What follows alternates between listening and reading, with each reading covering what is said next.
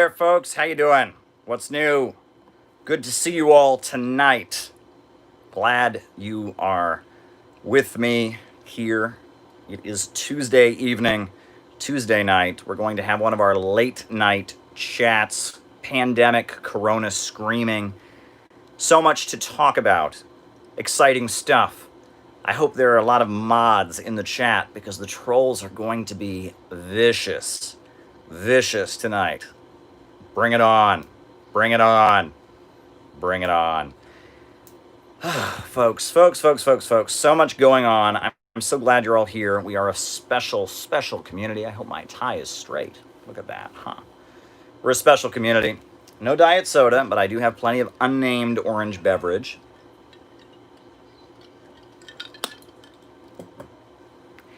And, folks, I want to start out by giving a word of advice. Those of us who are well informed about Marxism, socialism, communism, never assume that anybody knows anything about Marxism, socialism, communism, or the kind of things we talk about on these lives. Never assume that anybody knows anything about what it is we talk about on here. Because I can assure you, they don't. Well, the chances are they don't. There's exceptions to the rule. But in the United States, at this time, when you're talking about viewing the world from a Marxist perspective, understanding world events using dialectical materialism, understanding economics, you can never assume that anybody knows anything. Because they don't. The chances are that they don't. The educational system in the United States is a joke. Very little leftist information is out there. Thank you, Keith. And on top of that, to add the icing on the cake, now we have a whole bunch of people who know nothing about Marxism all over the internet lecturing people about Marxism. And it's overwhelmingly shocking how little these people know, but yet they are held up as knowledgeable experts on a topic that they know nothing about. So never assume anyone knows anything. And also, if someone starts to say something that you already know, listen to them. Because it's possible that even though you know the information that they are presenting, they might be able to present it in a way that is unique. They might be able to express it in a way that's more effective than you've ever heard it expressed before. They might have an argument or a way of framing it that is new and exciting. You can always learn something. You can always learn something whenever you hear people speaking about the important topics that we talk about. So I'm going to start out tonight by going over information about political repression in the United States and the history of political repression in the context of what's going on in Portland right now. And again, for a lot of you, this might be, just basic, yeah, knew that, moving on. But I can guarantee you, for a lot of people, it's not. It's new information. Never assume that anyone knows anything. Now, our format tonight will be the way we've been doing things for a while, where I give my opening remarks, then we do our roll call. And after we do our roll call, writing, and I'll then at that point, writing it down, now. At that point, I'll answer your super chats. I might do a little bit of a closing, depending on how much time we have. And yes, I see, and we're all reacting to the death of Michael Brooks. Very tragic occurrence, a sudden blood clot. And thank you, Robot. And yes, thank you for the person who super chatted it. Was definitely going to mention that. But we are all reacting to that tragic news. Came very, very suddenly. No one saw anything of it. Kinky is requesting a moment of silence, so why not?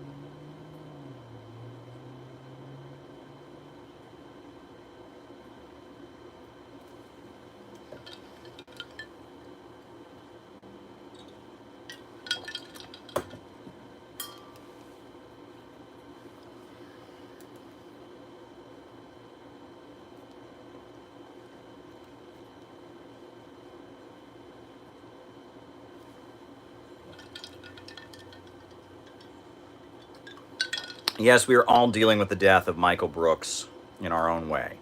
So, I don't have too much to say about it, but I know that it's on many of your minds tonight.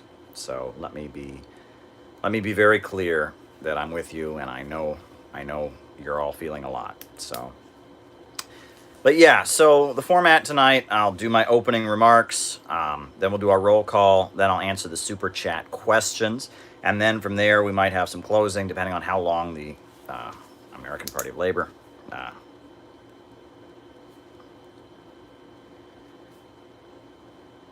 depending on how long the super chats go, I will either give a closing or we'll just do our super chats. I was actually going to read to you tonight from the history of the Communist Party. I might do that a little bit later, depending on how much time we have. So there you go. So folks, right now in Portland, we have federal officers on the streets of Portland, and they are detaining people. Grabbing people for a few hours. They're shooting tear gas at people. They're shooting people with rubber bullets. It's a major crackdown. Now, we understand these are customs enforcement officers, ICE people, Border Patrol guys that have been kind of recruited from around the country, and they've been sent by the federal government to deal with ongoing protests in Portland, Oregon. Now, many people look at this situation and are deeply, deeply disturbed. It's reminding people of fascism, people being disappeared, secret police, stormtroopers, Korean War. And it's certainly disturbing. Certainly disturbing.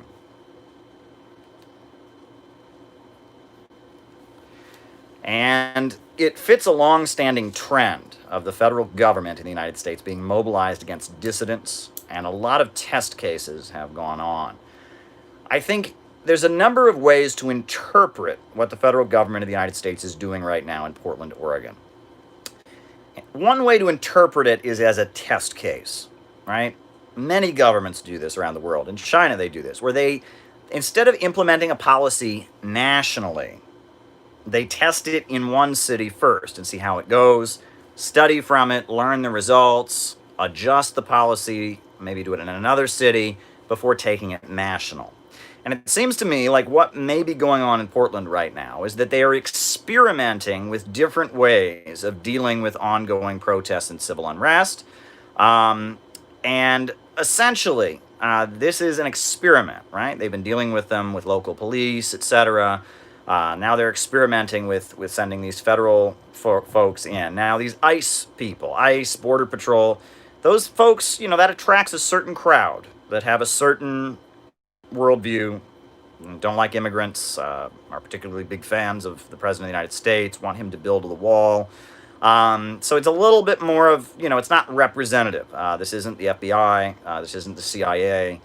This isn't the Coast Guard. This isn't the U.S. military. This is Border Patrol and ICE guys who have a particular relationship with the Trump administration and unemployment councils. They are being dispatched to the local scene in Portland to deal with people. Now, this fits a pattern. People want to make it sound like this all started with the Trump administration. Now, it didn't. That doesn't make it okay what Trump is doing. That doesn't make it less disturbing. That doesn't mean we shouldn't be outraged about it. Please don't misinterpret me as going, yeah, but Hillary. That's not what I'm saying. In 2012, at the NATO summit that was convened in Chicago, I was one of the protesters. I protested against the NATO summit. In fact, I was there for about a week ahead of time, maybe even 2 weeks ahead of time. It's been a while back. I can't remember how long I was there, but I was there for a while. And some disturbing things happened in the streets of Chicago. Okay, is Trump fascist?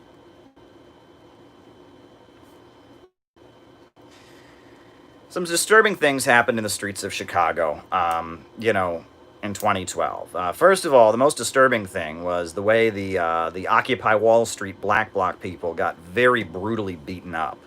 I mean, just clubbed in the face. There's video now you can watch. It was live on CNN, some of it, where they just, the police, the local Chicago police, just beat bloody a lot of these Occupy Wall Street protesters, Black Bloc kind of people. They were trying to break through the police line and get to the NATO summit. The response was to be viciously violent to them. But there was a response from federal authorities as well. Now, there was some kind of anarchist house or space in Chicago where some local anarchists had allowed some anarchists from around the country to come in. And transhumanism. And these folks, you already asked your fascism question. I got it. These folks basically, you know, they had a bunch of people sleeping over at this house. They were anarchists or whatever. And I guess, you know, somebody got something. Somebody made a joke or said something on a tape or something. So the police, the FBI raided this house. And then they took the arrested young anarchists to a place called Homan Square.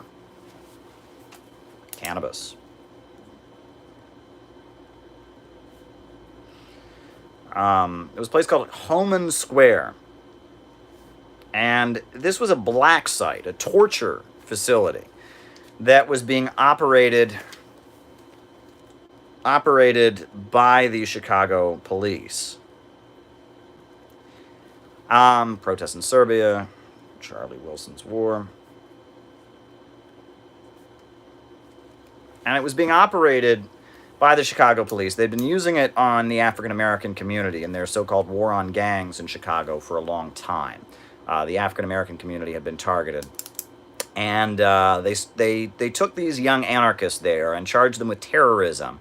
And they were handcuffed to the floor for, you know, many hours. It's not clear exactly what went on. There was actually a lawsuit. Some of them were actually acquitted of the terrorism charges that they faced. It was pretty vicious repression that went on in Homan Square. And also, you know, 2 years prior to that, in 2010, we saw the FBI raid the homes of leaders of the Freedom Road Socialist Organization.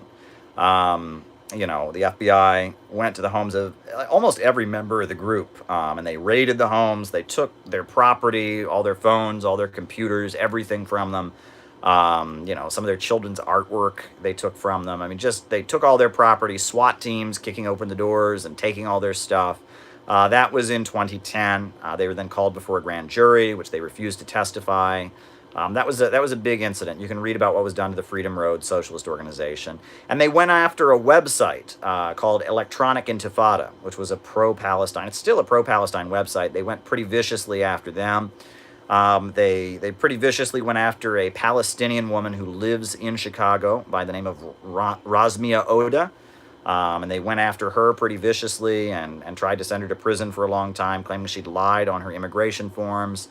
It was a pretty intense situation, and that was the Chicago wing of the FBI, the Chicago Police Department, and that was Obama's division, right? You have to remember, that was Obama's city.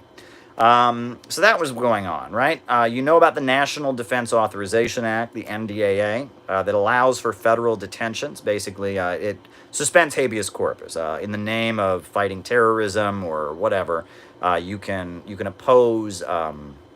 You can detain people without charges. And they did that here in New York City, it's important to note. During the height of the Black Lives Matter protests we saw over the last few months, a federal judge suspended habeas corpus and gave the NYPD the right to hold people indefinitely and not process them. That was very disturbing, and a number of protesters here in New York were detained without charges, right? Now, people talk about, you know, furthermore, if you would go a little bit further back to the Bush administration, and what was done with the Patriot Act and the indefinite detention of quote-unquote enemy combatants at Guantanamo Bay. There was that. Furthermore, there was there was a lot of cases where there were frame-ups of the Muslim community, where they get somebody, they send a provocateur into a mosque, they find somebody making a joke or something to that effect, they get arrested, and then it's on the front page of the newspaper. The FBI or the local NYPD stopped a terrorist attack. Huge victory. And it turns out the whole thing is just set up. They just got somebody on a tape making a joke or something like that, or they found a mentally disabled person. They do that too. They found a mentally disabled person and you know, led them to do one thing. I mean, there was a young man in Long Island who was severely autistic. was probably being abused by his father, and he was attending a mosque, and an FBI informer at the mosque became his good friend and started taking him out to dinner and talking to him, and eventually recruited him to. He thought he was going to go join Al Qaeda in Yemen, and of course it was an FBI sting. He was arrested at the airport and charged with terrorism. These kinds of things. These kinds of things are going on quite a bit, and the political repression that has always been a reality in the United States, particularly aimed at anti-imperialist activists, at socialists, progressives, and leftists, has been going on quite steadily for the past several decades. It's been escalating a little bit. This latest incident in Portland, trans ideology. This latest incident in Portland, is kind of the latest in a trend of things that have been happening. So we got to put it in that context. Now, again, as I said at the beginning of this conversation, you have to assume your audience knows absolutely nothing. All right? This is basic 101 kind of stuff for a lot of people that are communists and socialists and Marxists. But you have to assume the audience knows nothing. And so I'm going to go over some of the things in the history of the United States that everyone should know about. But most people, I would say, probably don't know about. Right? Folks know that in 1917 there was a revolution in Russia. Right? At the time of the Russian Revolution, World War I was going on in the United States. The USA, was very, very much locked down during World War I. No dissent against World War I within the USA. Okay, 50s. Okay, I see it. 50s, 60s. Pathetic left. Delton Trumbo.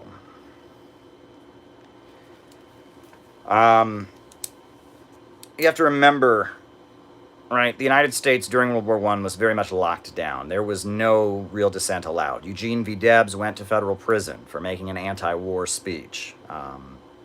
A number of socialists were jailed simply for opposing World War I.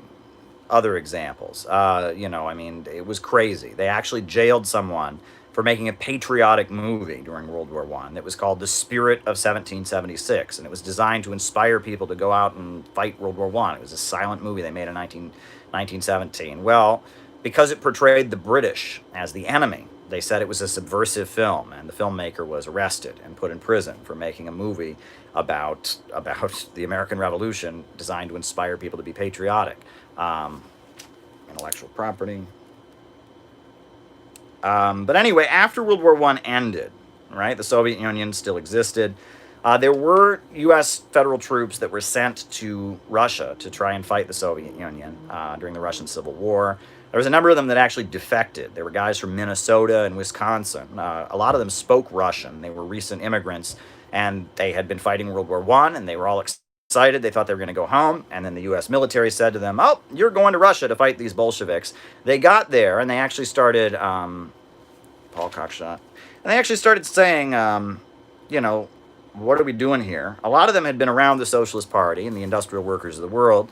They got to Russia, and some of them could speak Russian. They read the posters of the Bolsheviks and defected. And it was a whole division of U.S. Army reservists, I believe, who just defected to the side of the Bolsheviks. So 1919, World War I is over. The United States is fighting, has sent troops to try and put down the Bolshevik Revolution. And across the United States, there are many people that are sympathetic to the Bolsheviks. A lot of them. There was the Socialist Party, and there was the Industrial Workers of the World, and the Communist Party was starting to be formed. There was the Communist Labor Party, and there was the, Revolutionary Committee of the Socialist Party, and there was the Communist Party that was underground, and so there was the beginnings of what led to the formation of the Communist Party USA. So many people around the country were sympathetic to the Bolsheviks. And there were a lot of anarchists who I guess thought that because of the Russian Revolution, they were inspired, right? They thought that was this was proof that revolution globally was on the brink. So they did some bombings. There were some bombings in Washington, D.C. and other places by some individual terrorists, individual people that were crazy and engaging in ultra-left adventurism. In response to that, Mitchell Palmer, who is the U.S. Attorney General, launched what was called the Palmer Raids. And this was a roundup of anyone in the United States who was not born in the United States, even if you were a citizen. If you were not born in the United States and you were a socialist, communist, or anarchist, they rounded you up. And it was like in the middle of the night, all over the country, the Justice Department, there was no FBI back then, but DOJ men rounded up people. And deported them from the country. Thousands of people were just rounded up, had no idea it was coming, rounded up and deported simply because they believed in socialism or communism or anarchism or were associated with the labor movement or associated with the advocation of the women's right to vote or something like that. They were an activist, they were considered to be a leftist, and they were not born in the country, so they were all deported. It was very big. It was a very big incident. The Palmer Raids, it was called. Probably the most famous person who was deported during the Palmer Raids was Emma Goldman. She was this well-known anarchist in New York City. She had a magazine called Mother Earth, and she was this well-known anarchist speaker and writer. She'd been born in Russia, and she was deported from the United States during these Palmer Raids. And it was a huge, huge thing. No one saw it coming, and not constitutional whatsoever, right? I mean, if you're going to go arrest somebody and begin deportation proceedings, you have to have a judge approve it. It's completely unconstitutional, but they did it anyway. And why did they do it? Well, they did it, they were inspired by a guy who worked at the Library of Congress, and his name was J. Edgar Hoover. Now, J. Edgar Hoover was a librarian. He worked at the Library of Congress, and he lived with his mother. And when the Russian Revolution happened, he was a librarian, so he did a lot of reading, and he made himself like the expert on communism in Washington, D.C., and he started giving lectures on the evils of communism, these very, very exciting, lectures on like what communism is, how dangerous communists are, they're coming to get you, and these lectures were quite exciting. I mean, they were like shows, and he would do performances and all of that, and people would get really into it, and they'd come out pumped up, scared of the communist threat. Members of Congress started going to his lectures. Members of Congress, people in President Woodrow Wilson's administration. J. Edgar Hoover was kind of this really, really, well-known flim-flam man, a congressional librarian who he kind of seized the moment and became the expert on communism. So he got everyone in D.C. pumped up. The communists are coming. The Reds are coming. And so at that point, he was appointed to work in the Department of Justice, and they gave him his own division of the Department of Justice for the purpose of fighting communists. That's what the original intention was. It was called the Bureau of Investigation, BOI. Later they changed it to what it is known as, which is the Federal Bureau of Investigation, the FBI. That's how the FBI got started. J. Edgar Hoover was a flim-flam man, and he scared the pants off of a bunch of members of Congress and gave these really exciting presentations about communists are everywhere and they're coming to get you. And there were some bombings. Let's remember, there were some bombings in Washington, D.C. Some homes were blown up and stuff by anarchists, and so people were already on edge. He seized the moment and ended up becoming the founder of the FBI. Now, we know he was gay. He lived with his mother. He had this very strange relationship with his mother. There are photographs claiming he was a cross-dresser. That's not confirmed whether those photographs are real, but it is kind of understood he was gay. He lived, after his mother died, he lived with his partner. He was a very strange man, and he was gay, but he was very homophobic. He was vicious to the gay rights movement, just vicious to the gay rights movement. That was J. Edgar Hoover. So, J. Edgar Hoover, he became kind of the face of the FBI. And during the 1930s, during the Roosevelt era, right? And Roosevelt was very progressive. He didn't go after the communists because the communists were kind of in an alliance with Roosevelt and the Roosevelt administration. But he did go after bank robbers. And he kind of turned the FBI into like his little kind of cult of personality. The FBI distributed comic books about J. Edgar Hoover fighting the bad guys. There were radio shows paid for by the FBI that portrayed J. Edgar Hoover as this kind of action hero. It was a little bit strange. And J. Edgar Hoover, the FBI was it was a section of the Department of Justice. People think that the Department of Justice and the FBI are the same thing. The Department of Justice is a very big institution, right? And people say, well, the FBI is just the guys who work for the Department of Justice. It's like they're cops. Wrong. Wrong, wrong, wrong. The Department of Justice has always had guys with guns who go and arrest people. Ever since it's existed. The DOJ has always done that. FBI is a special thing. It's kind of like a military order.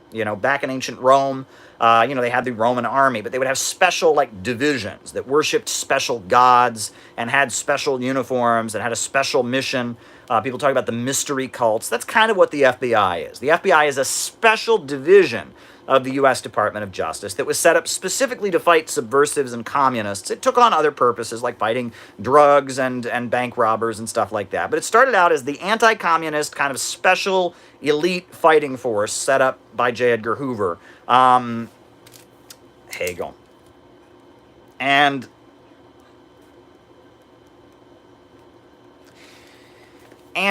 it was specifically set up to target communists, and it was very much a cult of personality around J. Edgar Hoover. I mean, it was, they were Hoover's men. Hoover was their leader.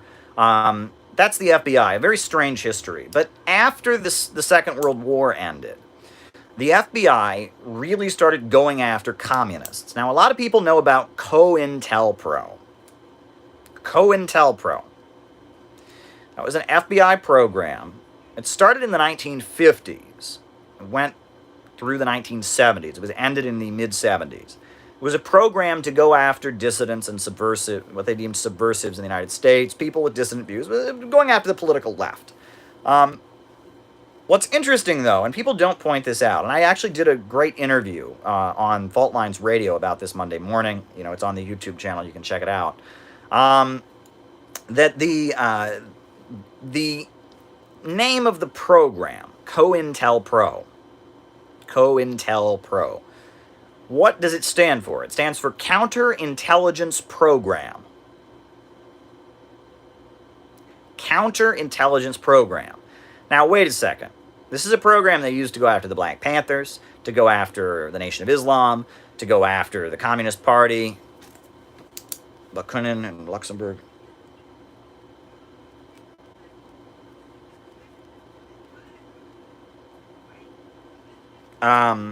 This was a very, very specific program to go after specific groups. Why did they call it COINTELPRO? It's a strange name, isn't it? Well, the reason that they specifically went after dissident groups but called it counterintelligence program was because taking calls. Yeah. Was because of the fact that just like today, exactly like today, the FBI and the U.S. media maintained that leftist dissent, protests among the African American community, disagreements among Americans about politics were all part of some kind of Russian conspiracy. All right? They maintained that the Communist Party USA was a spy ring. It wasn't. No member of the Communist Party has ever been convicted or arrested for spying, right? The group had nothing to do with intelligence.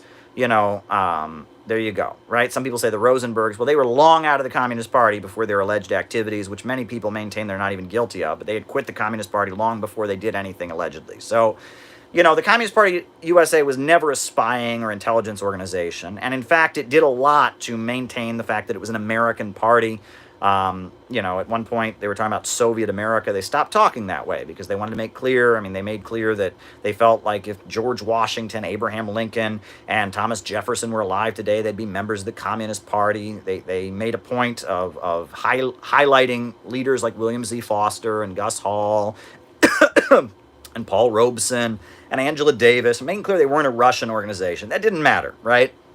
The FBI declared the Communist Party was just some kind of Russian spy operation.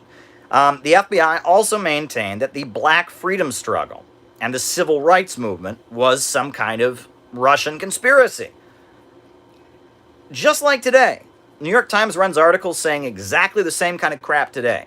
The exact same kind of crap. But just like back then, I mean, just like today, back then, right? Read about what the FBI said about Dr. Martin Luther King, that he was a Soviet agent. They had this photograph they claimed it was Dr. Martin Luther King at a communist training school. They even took pictures. They put a hidden camera in Dr. Martin Luther King's hotel room. This is a wild story. The FBI put a hidden camera in Dr. Martin Luther King's hotel room.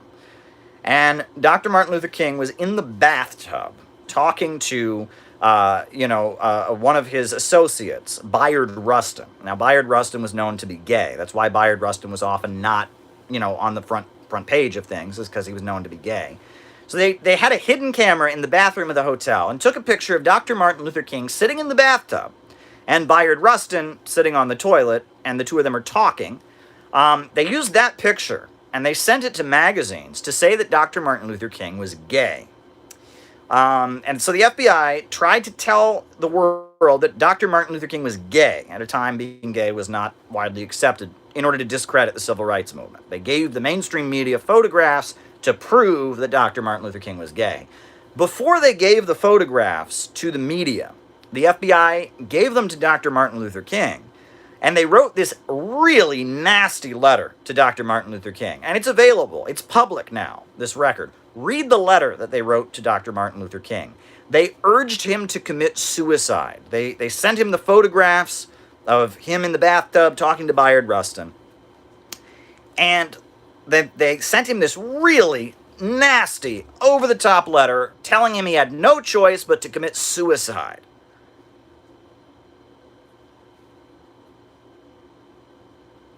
Well, Dr. Martin Luther King didn't commit suicide. The news story, it got a little bit of publicity. It wasn't a big deal, and everything kind of moved on.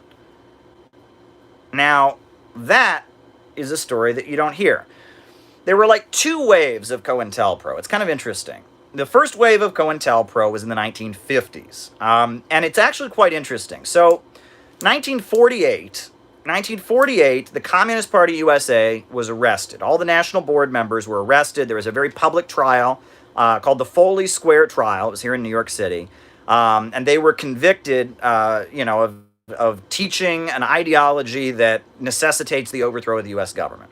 All right, and many times on the witness stand they said, "We don't advocate violently overthrowing the U.S. government," and they said, "Yes, but you teach an ideology that would lead people to believe that that was the right thing to do."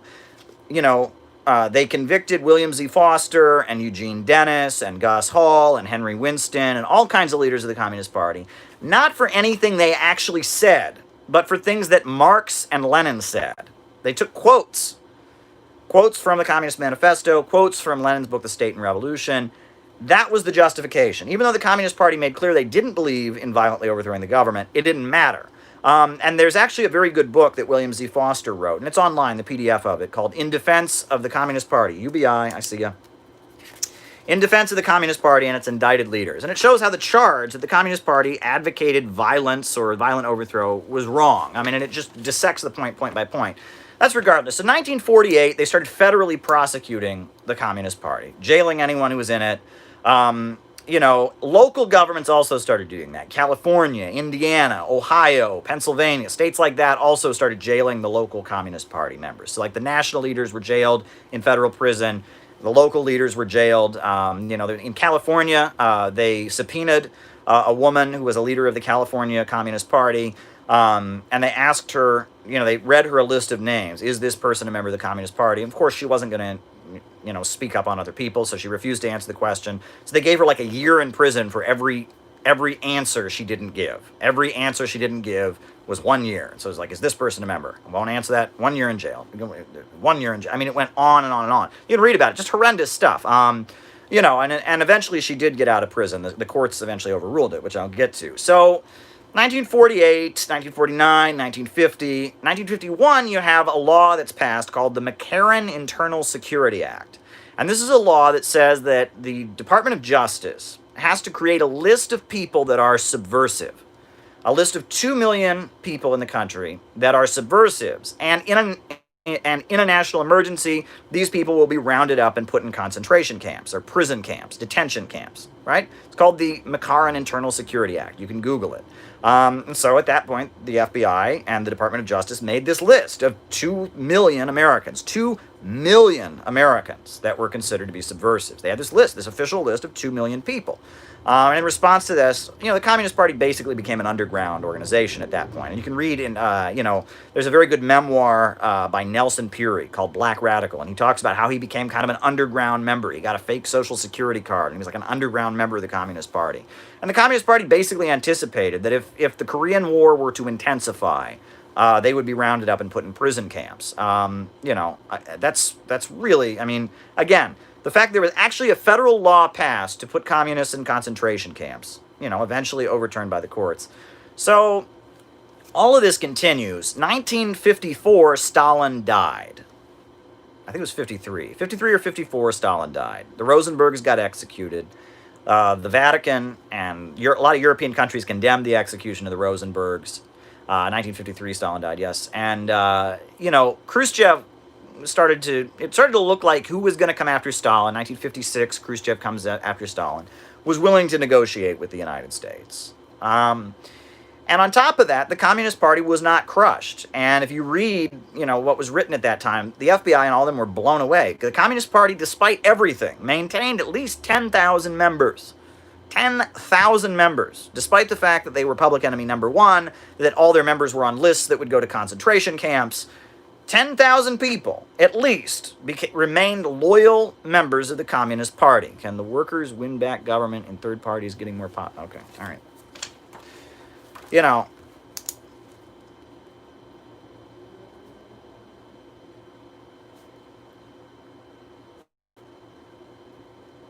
So, that's the situation, right? But regardless, 10,000 people stayed members of the Communist Party. So then, towards the end of the 1950s, that's when COINTELPRO started. COINTELPRO started after they realized that after they'd gone after the Communist Party for 6 or 7 years with everything they had, everything they possibly had, it didn't work. And that there were still roughly 10,000 members of the group. It still functioned as an underground organization, still had a lot of influence. The International Longshore Warehouse Union, ILWU, was still kind of controlled by them. Hollywood screenwriters, they went after Hollywood screenwriters that were members, the Hollywood 10, very famous, Dalton Trumbo and others. So after that, they figured that the FBI just going after the Communist Party, prosecuting them, trying to jail them, wasn't going to work. So in 1957, there was a Supreme Court ruling called Yates versus the United States. And basically what happened was, and this was, again, 56 is when Khrushchev gave his secret speech. 57, the next year, the Supreme Court rules that the Communist Party can legally exist as long as they don't advocate the violent overthrow of the government, right? And this guy, Yates, he was a member of the Communist Party. He'd been sent to prison for it, and he didn't advocate overthrow of the government. And they could prove many, many times he had said, I don't advocate violent overthrow of the government. I'm against violence. He'd never done anything illegal. He had just been a member of the Communist Party. They had jailed him for it, and the Supreme Court finally said, yeah, that's not fair, right? In order to jail somebody for, trying to overthrow the U.S. government, you have to show that they at least said they wanted to overthrow the U.S. government. The Communist Party doesn't say they want to overthrow the U.S. government.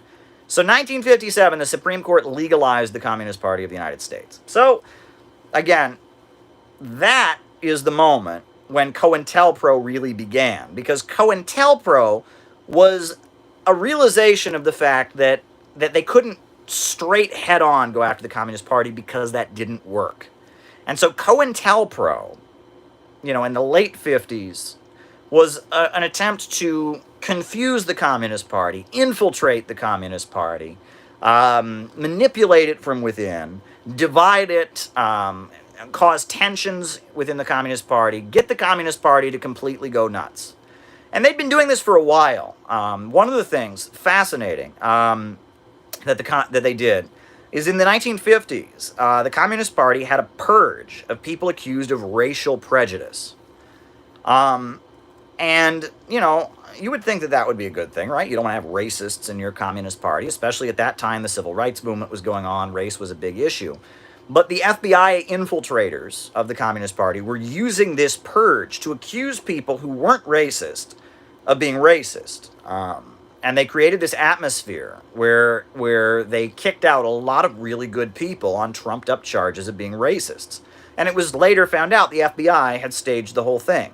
Howard Fast, was a famous writer who was a member of the Communist Party at the time, talked about how they tried to expel him from the Communist Party because he had used the word boy.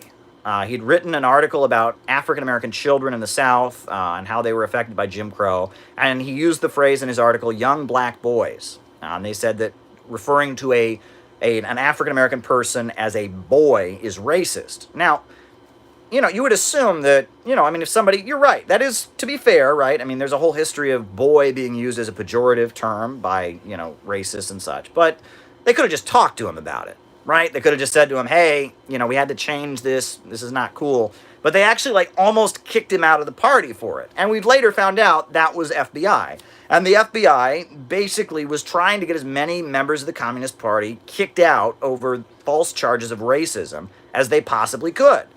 And that was an FBI program to hurt, the Communist Party. It was IDPOL. IDPOL. Basically. They were using the fact that the Communist Party was a very anti-racist organization.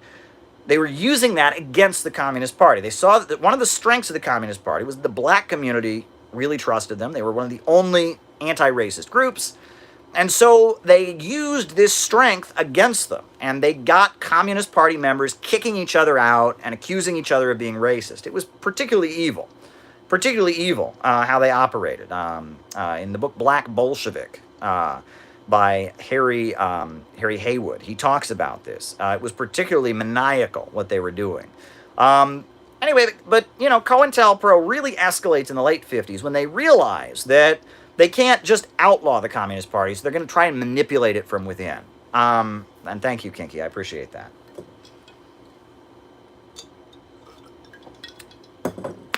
So, there's other things that go on. Thank you, Adam. I appreciate that as well. There's other things that go on. Gus Hall becomes the leader of the Communist Party. The Communist Party in 1957, there's a big fight inside the Communist Party because Stalin has died, Khrushchev has given this secret speech. So what do? Right? And the Communist Party is divided three ways. William Z. Foster and the hardliners are saying we're not going to denounce Stalin, and we need to continue supporting black nationalists like the Nation of Islam. There's a guy named John Gates who says the Soviet Union is no good, and we need to cut ties with the Soviet Union and merge with the Socialist Party and drop Marxism-Leninism. And, the left faction of William Z. Foster is defeated. The Communist Party officially says there is no black nation in the United States. That's 1957 convention. And then a year later, John Gates, who is the leader of this other faction in the Communist Party, he starts publishing anti-Soviet, anti-communist articles in the Daily Worker. They kick him out. So by about 1958-59, the Communist Party is led by Eugene Dennis and Gus Hall. They're the leaders of the Communist Party. And the Communist Party is much smaller because a lot of people got kicked out or resigned in response to the secret speech of Khrushchev or whatnot. So the Communist Party is much smaller. It's about 2,000 people at that point. But every year the Communist Party has the May Day parade in New York City, which is this demonstration where they march with the American flag and the Soviet flag, and they're the Communist Party and they have their little parade. So it's very fascinating. There's a good book called The Threat of Greatest Magnitude, which is about FBI infiltration of the Communist Party and some of the Maoist groups. Will there be a war between Iran and the USA? Writing it down. One thing they do is at the May Day parade that they have in New York City, they have these guys go to the parade and hand out leaflets calling to overthrow Gus Hall, who's the leader of the Communist Party. And these leaflets are written by the FBI, but it looks like it's written by a member of the Communist Party who's mad at Gus Hall. And they hand out all these leaflets at the parade, like Gus Hall is a tyrant, he's ruining things, we need to rise up against Gus Hall, he's a Stalinist. And it looks like it's written by a rank-and-file communist, but it's actually written by the FBI. But the idea is to sow divisions within the Communist Party. I mean, it's unbelievable what's going on. But you can read about what the FBI did to Dr. Martin Luther King, accusing him of being gay, sending him a letter urging him to commit suicide, right? You can read about all kinds of things that were done to the early civil rights movement. J. Edgar Hoover hated the civil rights movement, just absolutely hated the civil rights movement, thought that the civil rights movement was a communist conspiracy. was vicious to it, but things, changed as the 60s went on, right? I mean, 1963, I believe you have the Civil Rights Act and the Voting Rights Act are passed, and someone named Ramsey Clark becomes the U.S. Attorney General. And Ramsey Clark, whose father was an attorney general, Ramsey Clark is a progressive, right? He's a good friend of the Kennedy family. He supports the civil rights movement. And so Ramsey Clark, very famously, orders the FBI to stop wiretapping civil rights organizers. Big move. And Ramsey Clark sets up a division of the FBI called the Civil Rights Division. And it's a group that kind of sits down with and negotiates with the civil rights marchers. I kid you not. Now, it hands over lots of information to the FBI, but Ramsey Clark sets up this division of the Department of Justice, not the FBI, but of the Department of Justice, that kind of negotiates with civil rights marchers. And, before there's a big civil rights march, these Department of Justice people will show up and say to Dr. Martin Luther King, hey, we want to make sure you're safe. How can we make you... And it was like the good guy side of the FBI, right? The FBI is spying, and they're still spying, right? But he orders them to back off on the spying a little bit and negotiate with them. And Ramsey Clark, as the head of the Department of Justice, is seen as publicly praising Dr. Martin Luther King, publicly praising the civil rights movement. That's Ramsey Clark. And I've met Ramsey Clark on a number of occasions. So that's Ramsey Clark. And Ramsey Clark did a lot of great stuff. He started releasing people from federal prison. He started rehabilitation programs. And they hated Ramsey Clark. I mean, he was widely hated. It was awful. But at the same time, Ramsey Clark is getting friendlier to the civil rights movement. There were awful things done by the FBI to Malcolm X, for example.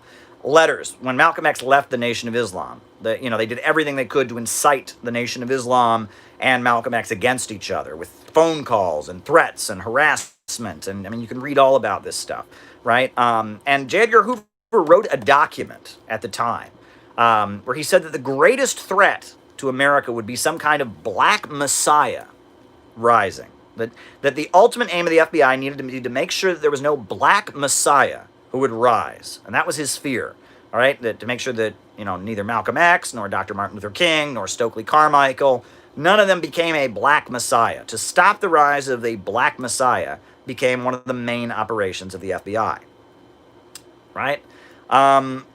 It's pretty wild to read about it, right? And so, Ramsey Clark is trying to kind of control them. He's like a liberal. So the 60s escalated. The anti-Vietnam War protests are getting bigger. The civil rights marches are getting bigger. The Black Panther Party is formed. The armed patrols in Oakland and Black Panther Party for Self-Defense is formed. In 1968, Dr. Martin Luther King Jr. is assassinated. He's murdered.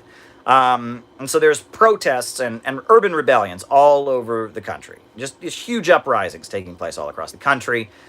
So Richard Nixon is running on a platform calling himself the law and order candidate who stands for the silent majority. And and Richard Nixon actually says one of the first things he will do when he gets elected is fire Ramsey Clark. And he says this in numerous speeches. One of the first things I will do when I get elected is fire Ramsey Clark. I will fire Ramsey Clark. And of course, Richard Nixon wins the election, fires Ramsey Clark. That's 1968. 1969, the leader of the Black Panther Party of Chicago, Fred Hampton, is assassinated, killed in his bed. And what do the newspapers all say after the FBI and the local Chicago police murder? It's an assassination. They go into his apartment. All the bullets are going one way. They just blow him away. But what do they call it in the newspaper? They call it a vicious panther attack. Right? 2 people were killed, Mark Clark and Fred Hampton. But the headline of the Chicago newspaper that day, the next morning, was, "Vicious Panther Attack, 2 Left Dead." Right? Mainstream media lies. Let me repeat this. Mainstream media lies. Let me repeat that one more time. Mainstream U.S. media lies. Did everyone hear me say that? Did everyone hear me say that? Do I need to say it one more time? Mainstream U.S. media lies, right? They actually did tours. The Black Panther Party organized tours of the apartment building, where people went in and looked, and they saw with their own eyes. I mean, that the bullets were all going, there was no bullet holes, that these bullet holes that they said were him shooting at them were actually nail holes. All the bullets were one way. He was killed in his bed. He was sleeping, and they blew him away in his bed. It was an assassination of Fred Hampton, a leader of the Black Panther Party, right? The Black Panther Party had started a free breakfast program where they were giving breakfast to hungry children. And J. Edgar Hoover wrote a memo saying that this free breakfast program was the biggest threat to the internal security of the United States, because all these young African-American children that are, quote, impressionable are learning about communism. And it's true. They would read them Mao's Little Red Book, and they would teach them about communism while they were giving them a free breakfast program, a free breakfast. So that's why, interestingly, the Nixon administration started the federal breakfast program. It was to get them away from the Black Panthers. The idea is, we better give these kids free breakfast in school so they don't get it from the Black Panthers. Pretty wild, right? So, COINTELPRO is going on. It continues. I mean, and they're going after the anti-Vietnam War protesters. They're going after everybody. They're just going after everybody, right? The peace movement, feminists, anybody. So, there's a kind of a hippie suburb in Philadelphia. It's called Media, Pennsylvania. And there was a group of people in Media, Pennsylvania, who were kind of leftists and activists. You can read about this. This is one of the most wild stories.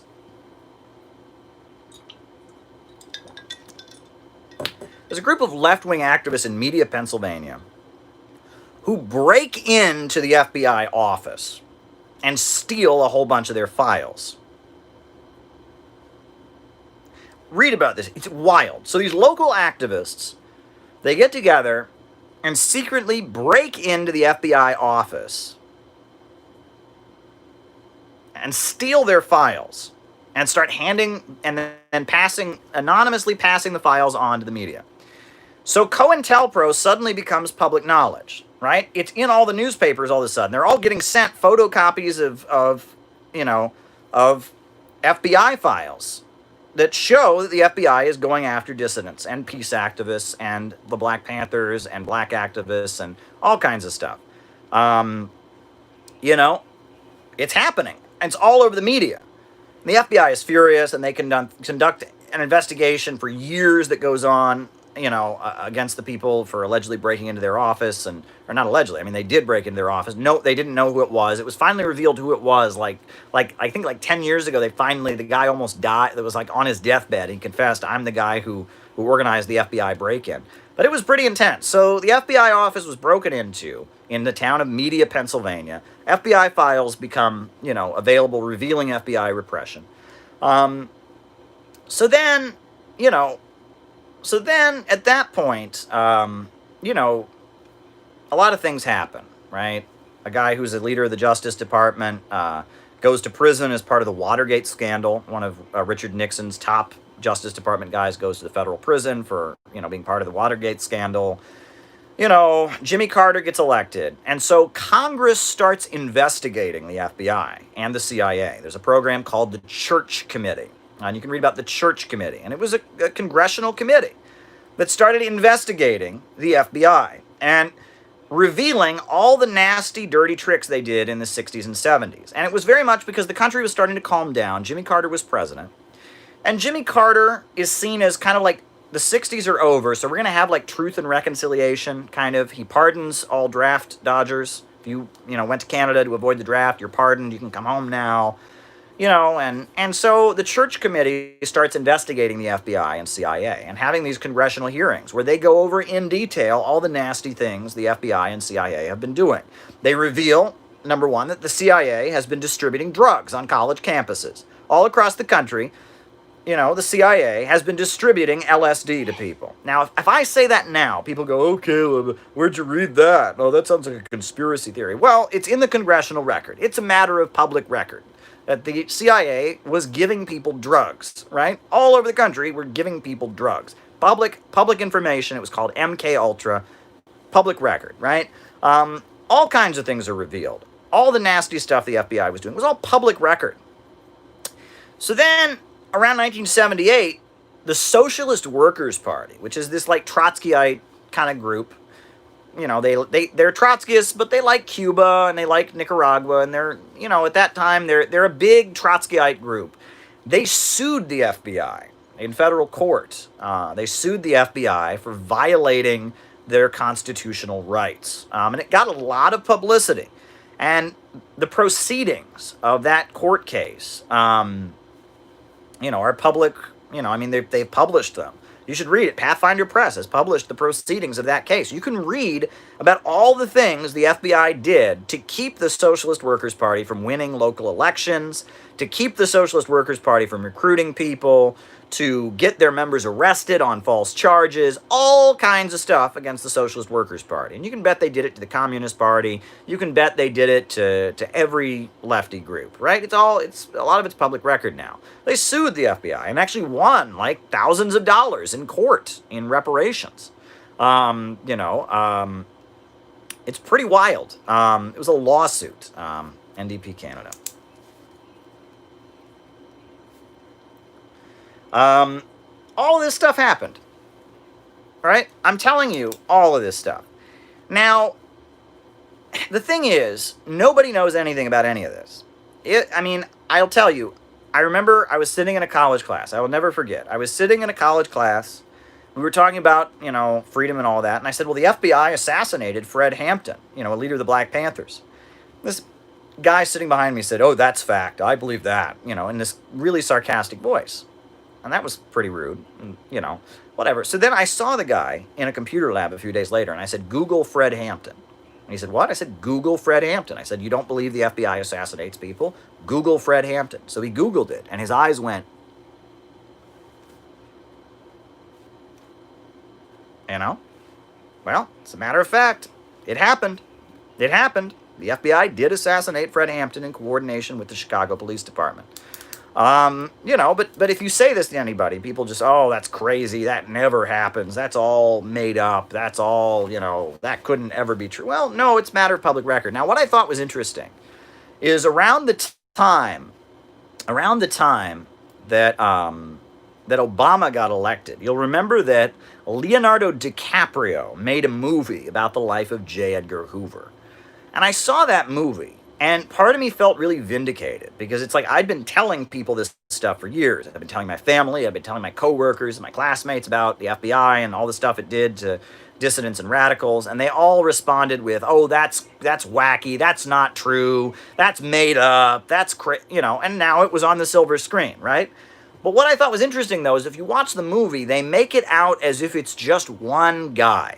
They make it like the movie makes it like psychoanalytical, right? That the FBI went after Dr. Martin Luther King and went after communists because J. Edgar Hoover had issues with his mom.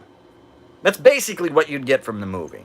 J. Edgar Hoover had issues with his mom, and so I mean, it's like they make it like there was one bad apple, this guy J. Edgar Hoover, who had some mommy issues and was secretly gay and a cross-dresser, and so, you know, and it's like, in a weird way, there's that whole thing about, you know, if you do something wrong, it's better they hear it from you, right, than hear it from somebody else, right? If you screw somebody, it's always better if you go to them and say, look, I'm sorry, I screwed you, and I realize I screwed you, and this is what happened, and I'm sorry I screwed you.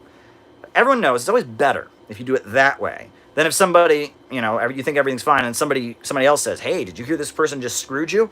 And then they go, you screwed me. And then there's outrage, right? And it's like, I watched that movie.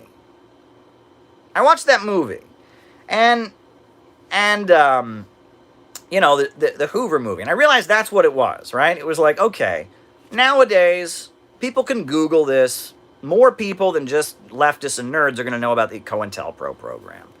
So how is it that we can, they'll hear it from mainstream media, they'll hear it from a big Hollywood movie, and they'll not, you know, they'll not think it was so bad. And so they made that movie. I mean, I like Leonardo DiCaprio. He's a great actor. But the movie I felt like was a way to try and make it clear, or try and make it, it was almost like Citizen Kane. You ever see Citizen Kane?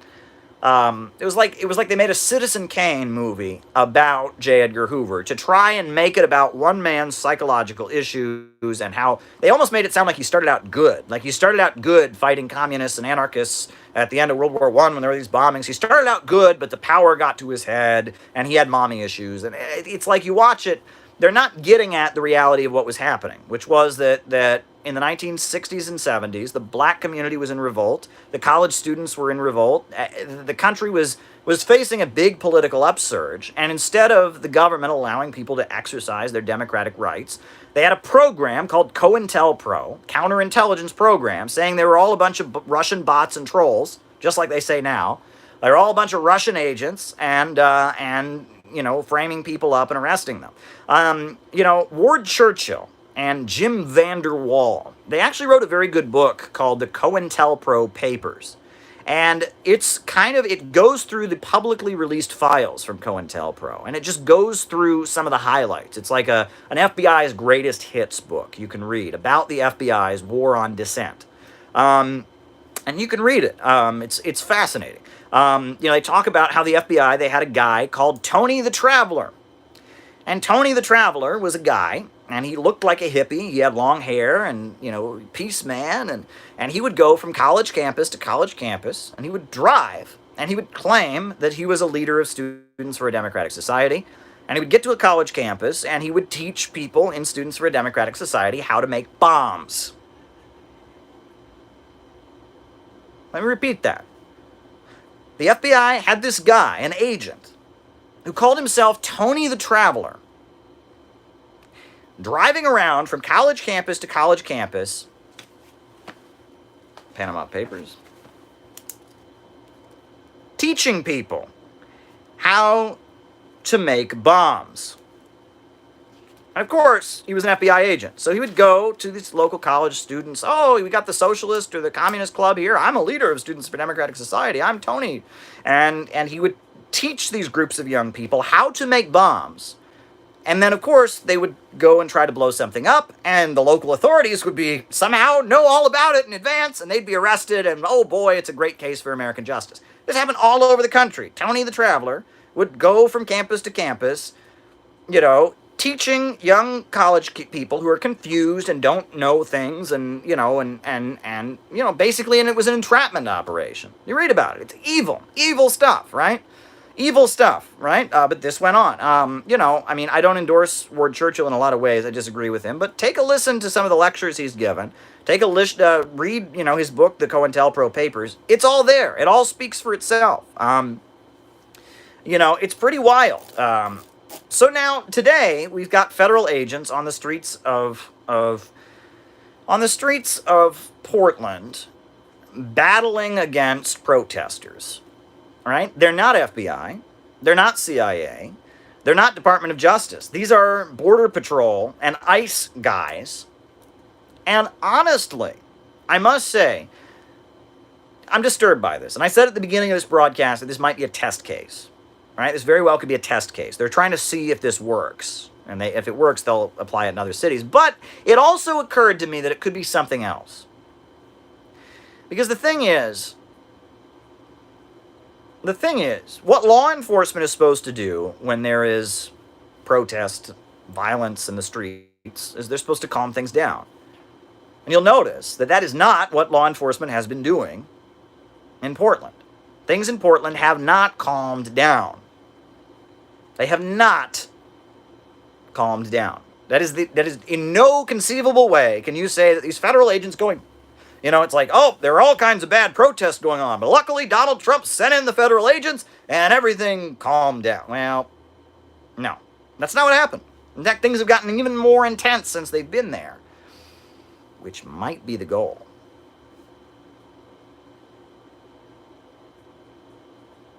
I'm telling you, folks, I think on some level, the Trump administration sees the floodwaters rising around them. They're very worried that they're going to lose this election. The polls are all showing they ain't doing too well. They mishandled this pandemic. Biden isn't popular, but polls aren't looking too good. So if you can make the story, crazy, wild leftists being violent on the streets of Portland, William Jennings Bryan, If you can make that the news story,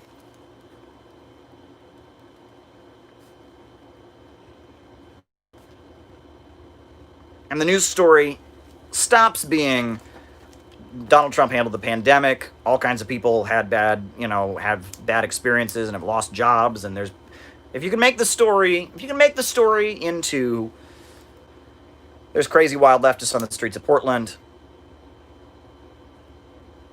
I think that may be what's going on here. That Donald Trump he's banking on this silent majority thing. He's banking on white backlash. He's banking on white people not liking black protesters, elderly white folks who get mad and take it personally every time there's any kind of racism-related protests. He's doing that.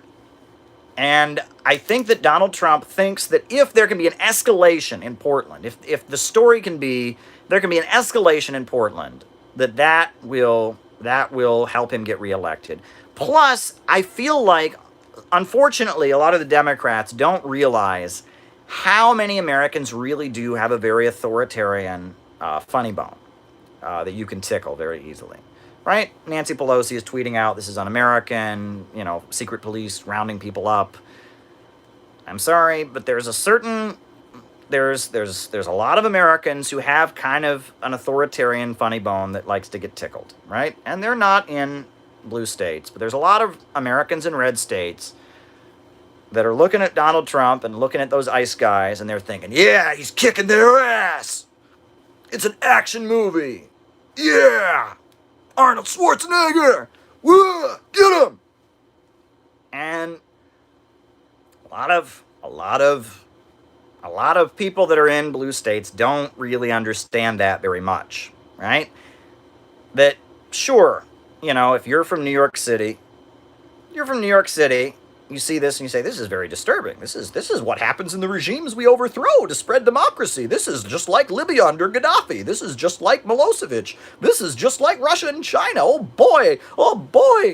Chaos in the Middle East, fix the economy. If you're a liberal regime changer, oh boy, Donald Trump is just like Maduro. Oh boy, that's what you're thinking, right? Because you're a liberal, right?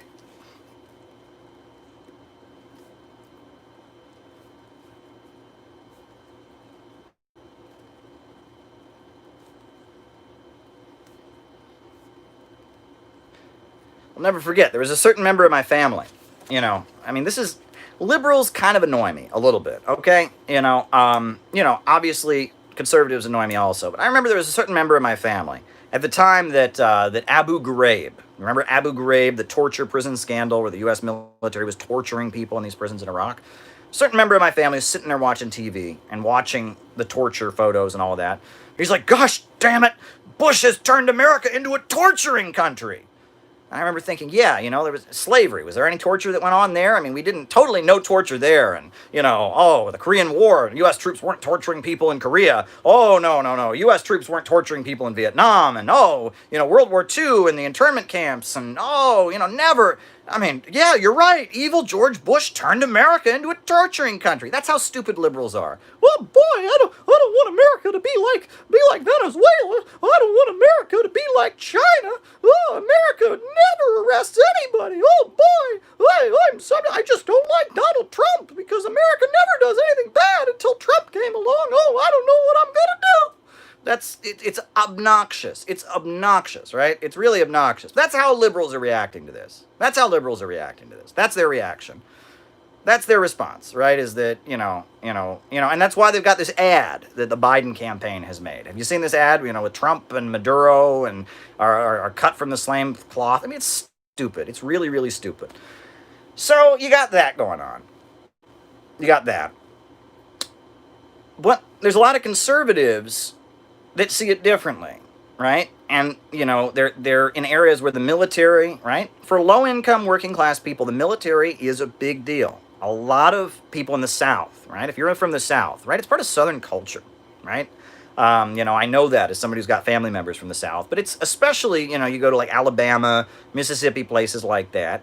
Going into the military is just what you do, right? It's like expected almost, right? In a lot of Southern families, black and white, It's just that there's just part of the Southern culture is you go into the military, right? That's Southern culture. Read about it, right? Places like the Florida Panhandle, where the military is a hugely influential thing, right? You go to the Florida Panhandle, the military is so much part of what you do. You go to Oklahoma, you go to certain parts of Texas, right? For a lot of low-income people in the United States, the military is just part of their life, right? Go down the line, right? It's for low-income people, it's not just a tradition, but it's also an economic draft. There's a lot more authoritarianism in the culture, a lot of, there's a lot more authoritarianism in the culture, a lot more like follow the leader, obey, stuff like that. I've done news stories about how in most legal corporal punishment in public schools in Texas, Mississippi, Alabama, places like that, Florida, it is still legal, and a number of public schools still have paddling, like they spank kids, with wooden paddles when they mess up in school, right? That would never be allowed in New York City, right? Would never be allowed, but it's part of, there's a lot of, red state culture is very much an authoritarian culture. You add to that we have all these action movies. That's a big part of American culture is that, there's, action movies, right? Arnold Schwarzenegger, so there are a lot of Americans, and this is what a lot of people don't understand, is that maybe when you, as a Democrat, maybe when you look at what's going on in Portland, you're horrified. But there's a lot of conservative folks who say, finally, Donald Trump is getting shit done. That's right. These people are out there breaking the law, and Donald Trump is kicking their ass. That's what you don't. And this kind of blue state mentality that a lot of liberals have, they don't seem to understand that people respect strength, especially people who are particularly weak. People who are particularly weak, right? Maybe they did experience some child abuse. Maybe they did get bullied a lot. People like that who've been kind of psychologically broken in some ways. That's what they do in basic training, by the way. They break you down and build you back up again, right? It's kind of this, traumatizing brainwashing they do in the U.S. military. People who've been through that, they have this fear of going against the rules, number one, and they also have this admiration for powerful people because deep down they wish they were powerful. They've kind of been broken internally, and they see powerful people and they're like, oh, I wish I could be one of those. So they just kind of worship powerful people, and they have this terror, and in some cases they even have an aversion to anyone they perceive as weak or poor or in danger because they have this fear that somehow, if they empathize with people that are starving and hungry and oppressed, that they'll become like them. It's like a disease they'll get. It's really sad what goes on. This is the authoritarian mentality, right? This is a cultivated mentality that people develop. So Donald Trump, to some people, by escalating the situation in Portland and having his border patrol guys running around acting crazy on the streets of Portland and shooting people in the head with munitions and grabbing people and detaining them for a few hours, some people in their minds, some people are going to see this and get a hard-on for Donald Trump. I hate to use crass language there, but that's what's going to happen. So you can't assume that everyone reacts to everything. If you ever read books on public speaking, one of the first things they tell you is everyone hears every word differently. If I say the word tree to you, and I ask you what comes into your mind, you would think everyone would have the exact same image of a tree. You would be wrong. What does the word tree mean to you? The answer is going to be different from every single person. Every person brings to different events their own background, their own life experiences, their own consciousness, right? Nothing stands alone. So, you have to remember that. Not everyone sees every event the same way you do. Alrighty, folks. So I guess I did have some more things I was going to say. But we've taken a long time talking about the history of political repression in the United States. So I think we're going to do our roll call now. Names and locations. I'll call you out as I see you. And then I'll start answering your super chats, and then I'll do my closing. Will be the rest of what I thought was going to be the opening, because we had a lot to say here. Welcome. By the way, if you haven't done it already, please tweet this out. Please put this on your Facebook. Please put this on your Twitter. Please put this on Reddit. Please put this as your social media. Let's make this a bigger conversation. Yes. Sam Levin in Los Angeles.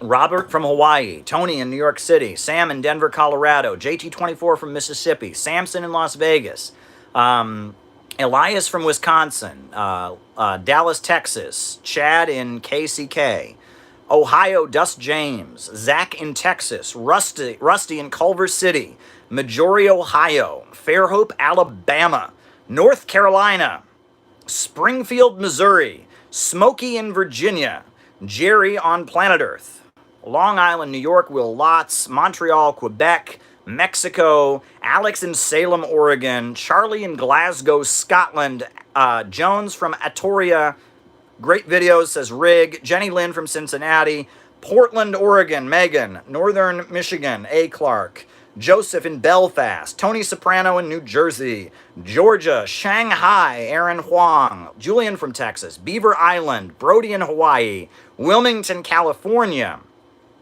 Cleveland, Pirate Alex, Little Rock, Arkansas. Greetings, friend, says Boris. Greetings to you. Vlad in Moscow in Russia. Austin, Texas, George Kraft. Who else is with us? Shice, Malaysia. Madera, California. State Farm. Rio de Janeiro. Itzel in Las Vegas. Richmond, Virginia. Hernan. Wow. Anyone else? Names and locations, folks. If I missed you, just keep typing it in. I don't see the whole chat for some reason. Perth, Western Australia. Harold Sullivan from Florida. Pensacola, military family, LOL. Harold Sullivan from Florida. Australia, John Doe. Berlin, Deutschland. Greater Toronto area. Yusuf from Cyprus. Seti, France. Toronto. Bangor, Maine. Marissa in Buffalo, New York. Anas Shayoub. We're supposed to meet up pretty soon in New York City. David in Italy. Fort Detrick. Sydney, Australia. Samson Carr. Anyone else before we move on and I start answering these super chats? Belo Horizonte in Brazil. Volgograd, Russia. Vallejo, California. Andrew from Minnesota. R.I.P. Michael Brooks. Marissa. Yes, we did discuss Michael Brooks. Northern California. Buffalo. Bryan Jankowski. Mike from Pennsylvania. Bed-Stuy. Palo. Round. Mountain, California. Nevada. Kevin. Northern Nevada. Dante from SoCal. Tempe, Arizona. Schwenksville, Pennsylvania. Kinky is with us. Atlanta. Default. Your voice is invaluable in times like these, says Megan. Well, thank you. I appreciate it. Quincy, Massachusetts. Campinas, Brazil. Joaquin. Alrighty. So now we've got some super chats. Was Mao a megalomaniac? Well, I am not a psychologist. However, I really doubt that Mao, being the dynamic political organizer he was, could be what you might describe as a megalomaniac. A megalomaniac is someone who is extremely narcissistic, has little concern about others, is extremely selfish. And I don't think that Mao could be a total megalomaniac and be such a good organizer, because megalomaniacs aren't really capable of paying attention to other people and their needs, right? Megalomaniacs and extreme narcissists, They don't see other people as people. They're all about themselves. And in that process, their ability to win other people's sympathy, know what other people want, is kind of lost, right? I mean, sure, Mao probably, anybody who's going to have a cult of personality as big as Mao Zedong's was, especially in the final years, sure, it's going to get to their head. But at the same time, Mao was a very skilled organizer. He understood how to talk to people. He understood what the Chinese people wanted. He was very much in touch with the Chinese spirit and the Chinese mind, especially the peasantry. He really knew how to relate to the peasantry and youth from the peasantry. It was that ability to understand the youth of the peasant youth of the Chinese countryside. That was Mao had this brilliant insight into how they think and what they want and what they'd like to achieve. If you really want to understand Mao the organizer, Mao the thinker, you should really read Talk on the Question of Philosophy, which is a speech that Mao gave in 1964. And it's one of the only speeches by Mao that you can find where Mao is kind of talking off the cuff. He's not reading a script. He's not giving prepared remarks. He's, responding to questions. He's telling jokes. He's singing songs. And when you listen to that, that comes across that Mao is a brilliant community organizer. That Mao was somebody who knew how to relate to people. In that speech, Talk on the Question of Philosophy, he talks about playing dominoes, with peasants, and how he went to the countryside, and in order to get to know peasants and befriend them, he would play dominoes with them. That speech, Talk on the Question of Philosophy, that's who Mao really was, right? There's, Confucianism is very big, right? That's Chinese civilization. And people always ask, why does Mao always talk about the 4 great thises and the 5 great that's and the 4 great, relationships and the 10 great relationships and the 4 olds and the 4 news and the what does he do? That's Confucian. That's Confucianism, right? That's a big part of the Confucian style. And the Little Red Book and the cult of Mao was very much a Confucian-style cult of personality. Mao was the leader. There's a whole thing in Confucian teachings about one's duty to one's country, the role of the people, their responsibility to the leader. So the Mao cult of personality is not Mao per se. It's Confucianism. It's very much inspired by a lot of the Confucian traditions and stuff. But Mao, the person, is a different person. And there's a lot of biographies of Mao that have been written to kind of demonize him and portray him like a psychopath and mass murderer and such. And a lot of that is just based on somebody said and he heard, and, it's every person who had a bitter experience with Mao. That's, you got to take all that with a grain of salt. Some of it's probably true, some of it's probably not. There's this book, The Private Life of Chairman Mao, and the guy who is the author of it claims to have been Mao's personal doctor, and hundreds of people who knew Mao have come out and said this guy was not Mao's personal doctor, and the contents of the book are fiction, right? So there's a lot of stuff written about Mao's personal life that's just malarkey. It's just, it's not true. That said, if you read the propaganda, right, from the Cultural Revolution, they portray him like he's, the second coming of Jesus. He's infallible. He made no mistakes. Obviously that's propaganda as well. You got to be careful with all of that. But I do recommend Talk on the Question of Philosophy. It's a transcribed speech by Mao Zedong. And in that speech, you get more of a sense of how Mao relates to people. And basically, Mao is speaking to a group of college students, and he just, starts riffing. And he just starts telling jokes and telling personal anecdotes and making funny remarks and talking about sex and talking about books that he read. And it's brilliant. And it comes across, and you can tell that this crowd of students must have been hanging on his every word. They must have thought this guy is like a rock star. That's who Mao really was, right? And there's a couple other speeches like that you can find. There's a very good volume called Chairman Mao Talks to the People. It was published by somebody who's probably linked to the CIA, Stuart Schramm, who was at Cambridge University in Britain. And he published this compilation of Mao speeches that were not published by the Chinese government. It was published in the 70s, and it was like speeches that were not in like the Little Red Book, speeches that were not in like official Communist Party publications, but were in like Red Guard youth magazines and stuff that Stuart Schramm translated.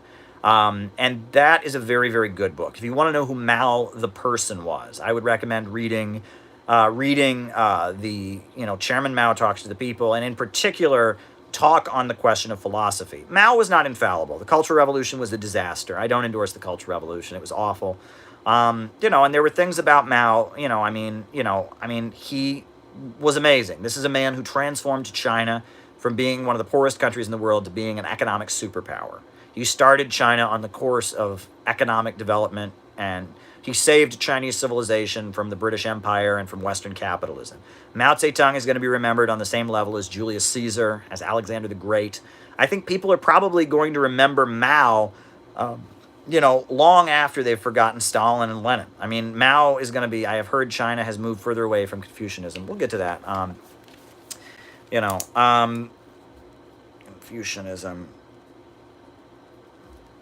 in modern China. So, that said, yes, I mean, there was a cult of personality. There was a lot of internal fighting in the Chinese Communist Party. The Cultural Revolution was particularly abominable. I mean, that was awful. I used to, it's funny, I was in a political trend that admired that, but it was out of touch. I've never met a single Chinese person who feels like the Gang of Four period was good. So, yeah, I mean, China, obviously, the Cultural Revolution was not good. But Mao himself was a genius in a lot of ways. Was he a flawed genius? Yes. Did he do things that were maybe not good? Yes. But Mao was a genius. He was loved all over the world. He was the symbol of anti-imperialism and revolution in the post-World War II years. There's a reason the Black Panthers marched with Mao's, picture. There's a reason that, Mao was just so widely loved. It's funny, Vosh, this clown that I debated, he says he loves the Black Panthers, but he equates anyone who defends modern China, the Chinese Communist Party, and its leaders, he equates them with Nazis. Well, the Black Panthers loved the shit out of Mao. Nobody loved Mao more than the Black Panthers, so he's calling the Black Panthers Nazis. I pointed that out to him, and he couldn't get it, right? But yeah, nobody loved Mao and the Chinese Communist Party more than the Black Panthers. Read Huey Newton's autobiography and what it says about China. And they also love North Korea. So there you go. All right. We got a lot of super chats to get through, so I'm just going to, some of them I might not give you the length of an answer you want. All right. The American Party of Labor. It's an internet party. They've said some nasty things about me. They're followers of Enver Hoxha. I think Enver Hoxha is interesting. I encourage people to read their works, but ain't too impressed with the American Party of Labor, especially after they wrote some nasty things about me. But whatever, I'm sure there's good people in the group. It's not very big, but I'm sure there's good people in the group who just believe in communism and want to make a better country, and that's the group that they joined, and so good for them, right? I wish they would be less sectarian, and I wish they would, be more friendly to people like me and others who may not agree with them on one point or other. All right, who started the Korean War? Well, I would say, again, this is like, I'm going to answer this question, and I have a feeling that somebody is sitting there going, I'm going to give the answer that I think, and they're going to go, that's false, gotcha, and I'm going to go, these things are not that simple. These things are not that simple. Who started the Korean War? Well, after the Second World War, Soviet troops liberated the northern half of the Korean Peninsula. The southern half was still under the control of Japan when Japan surrendered, so, the Republic of Korea was set up in the southern half. North Korea wanted peninsula-wide elections to take place, where every party, including the Korean Workers' Party, could participate. The United States and Syngman Rhee, who became the military dictator of the southern half of the Korean Peninsula, said, hell no, there will not be, peninsula-wide free elections. They barred the communists from participating in the elections. Let me repeat this. The Korean Workers' Party of North Korea did not want a violent revolution. They wanted to run in free elections along with the political parties in the South. That's all they wanted. The Korean Workers' Party didn't want a violent revolution. They wanted to participate in the elections. And the USA said no. And not only did the USA say no, they backed Syngman Rhee in becoming the military dictator of the South. So Syngman Rhee, the USA says it defends democracy. Syngman Rhee ain't democracy. Syngman Rhee was a brutal military dictator. The USA installed a military dictator in the South. And then the people at Jeju Island, right, working people, average Koreans, protested peacefully for free elections. They had peaceful demonstrations demanding the right of free elections. And the U.S. military and the South Korean military massacred and slaughtered them at Jeju Island. And in response to that, North Korea moved in and tried to liberate their comrades in the South. So yes, the people, North Korea started the Korean War. They invaded South Korea. No, the United States wouldn't allow democracy on the language. How would you fix language education in the USA? Okay. The USA wouldn't allow democracy on the southern half, wouldn't allow the Korean Workers' Party, presided over a brutal military dictatorship, slaughtering people in southern Korea. And in response to that, not wanting their comrades to be slaughtered, wanting free elections, the North took military action. That's what happened. So I'm sure there's somebody going, oh, Caleb blames America, but it's actually North Korea who started the Korean War. Oh, shut up. Shut up. Shut up. Shut up. Shut up. All right.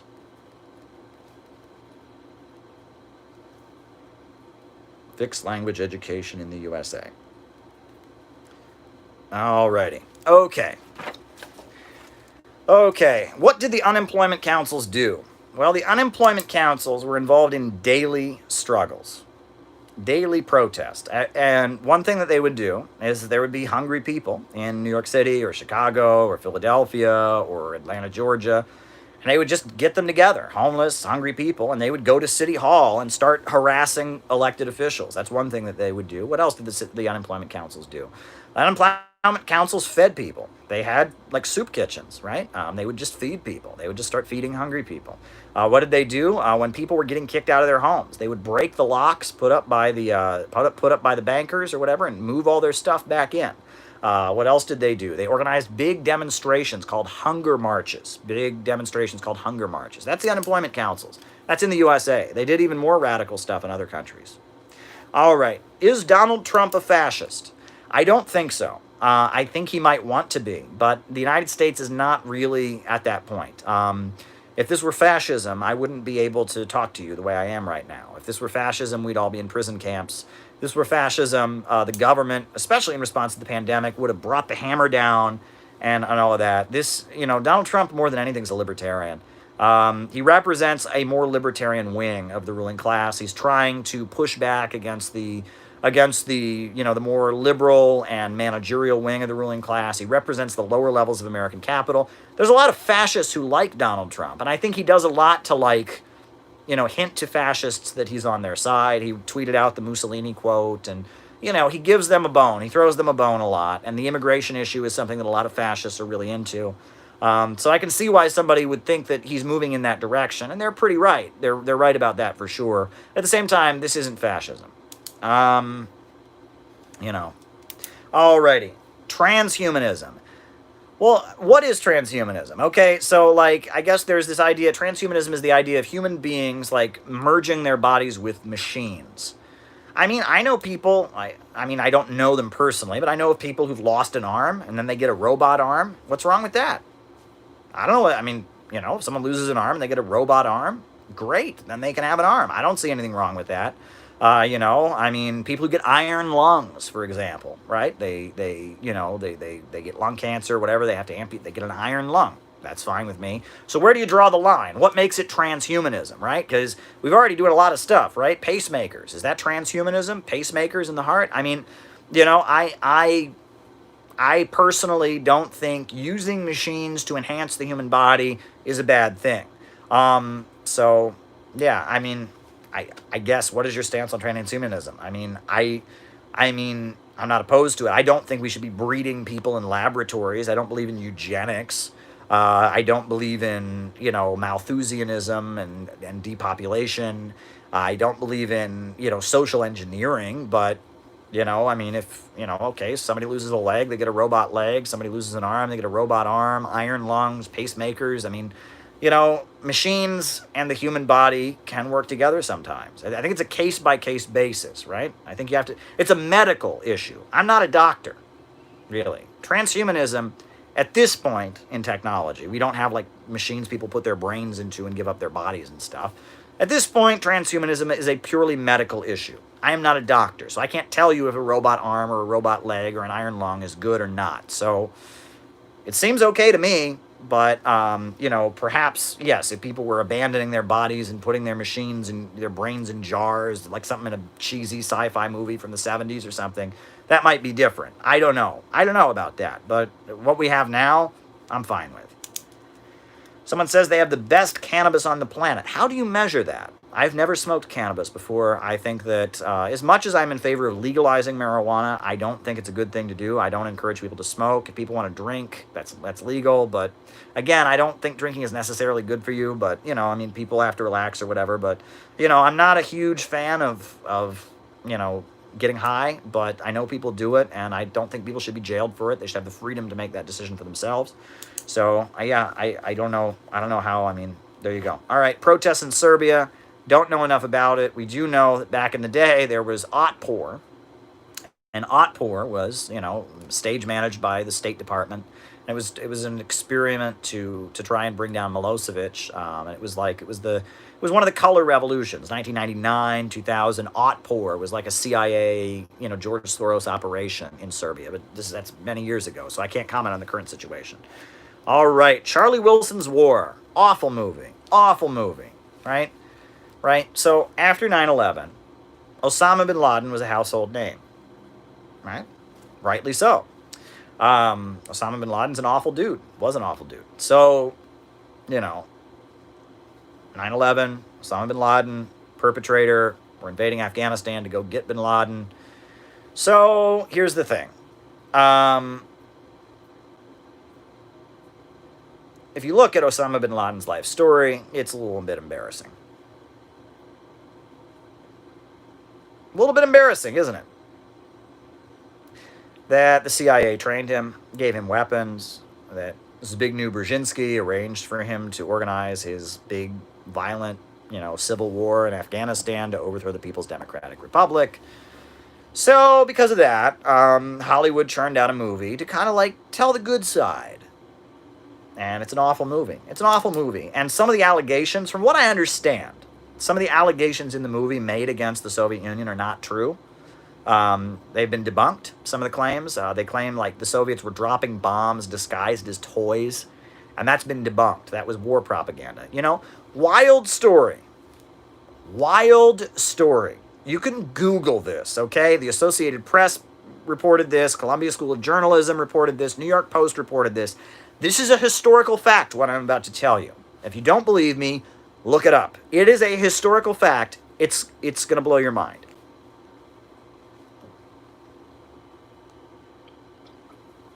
Worst party in your lifetime. I'm about to tell you something that is a historical fact.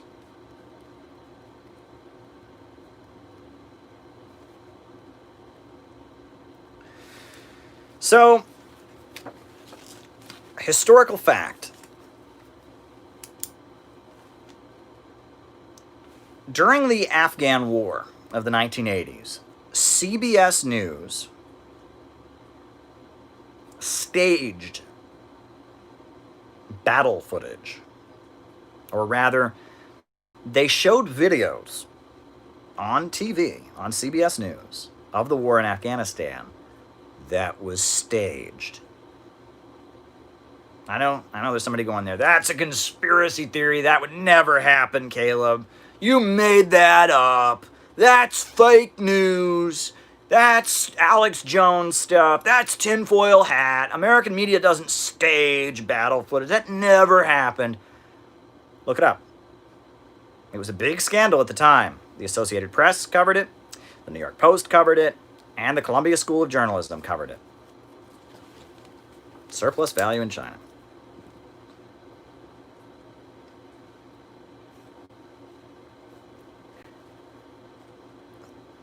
Battle footage was staged.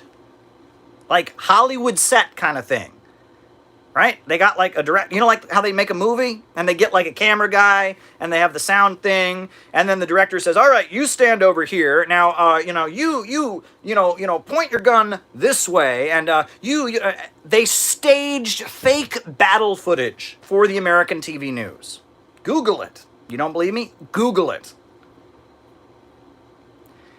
U.S. media was trying to frame Osama bin Laden. All right. 9/11, Israelis. Yeah, I see it.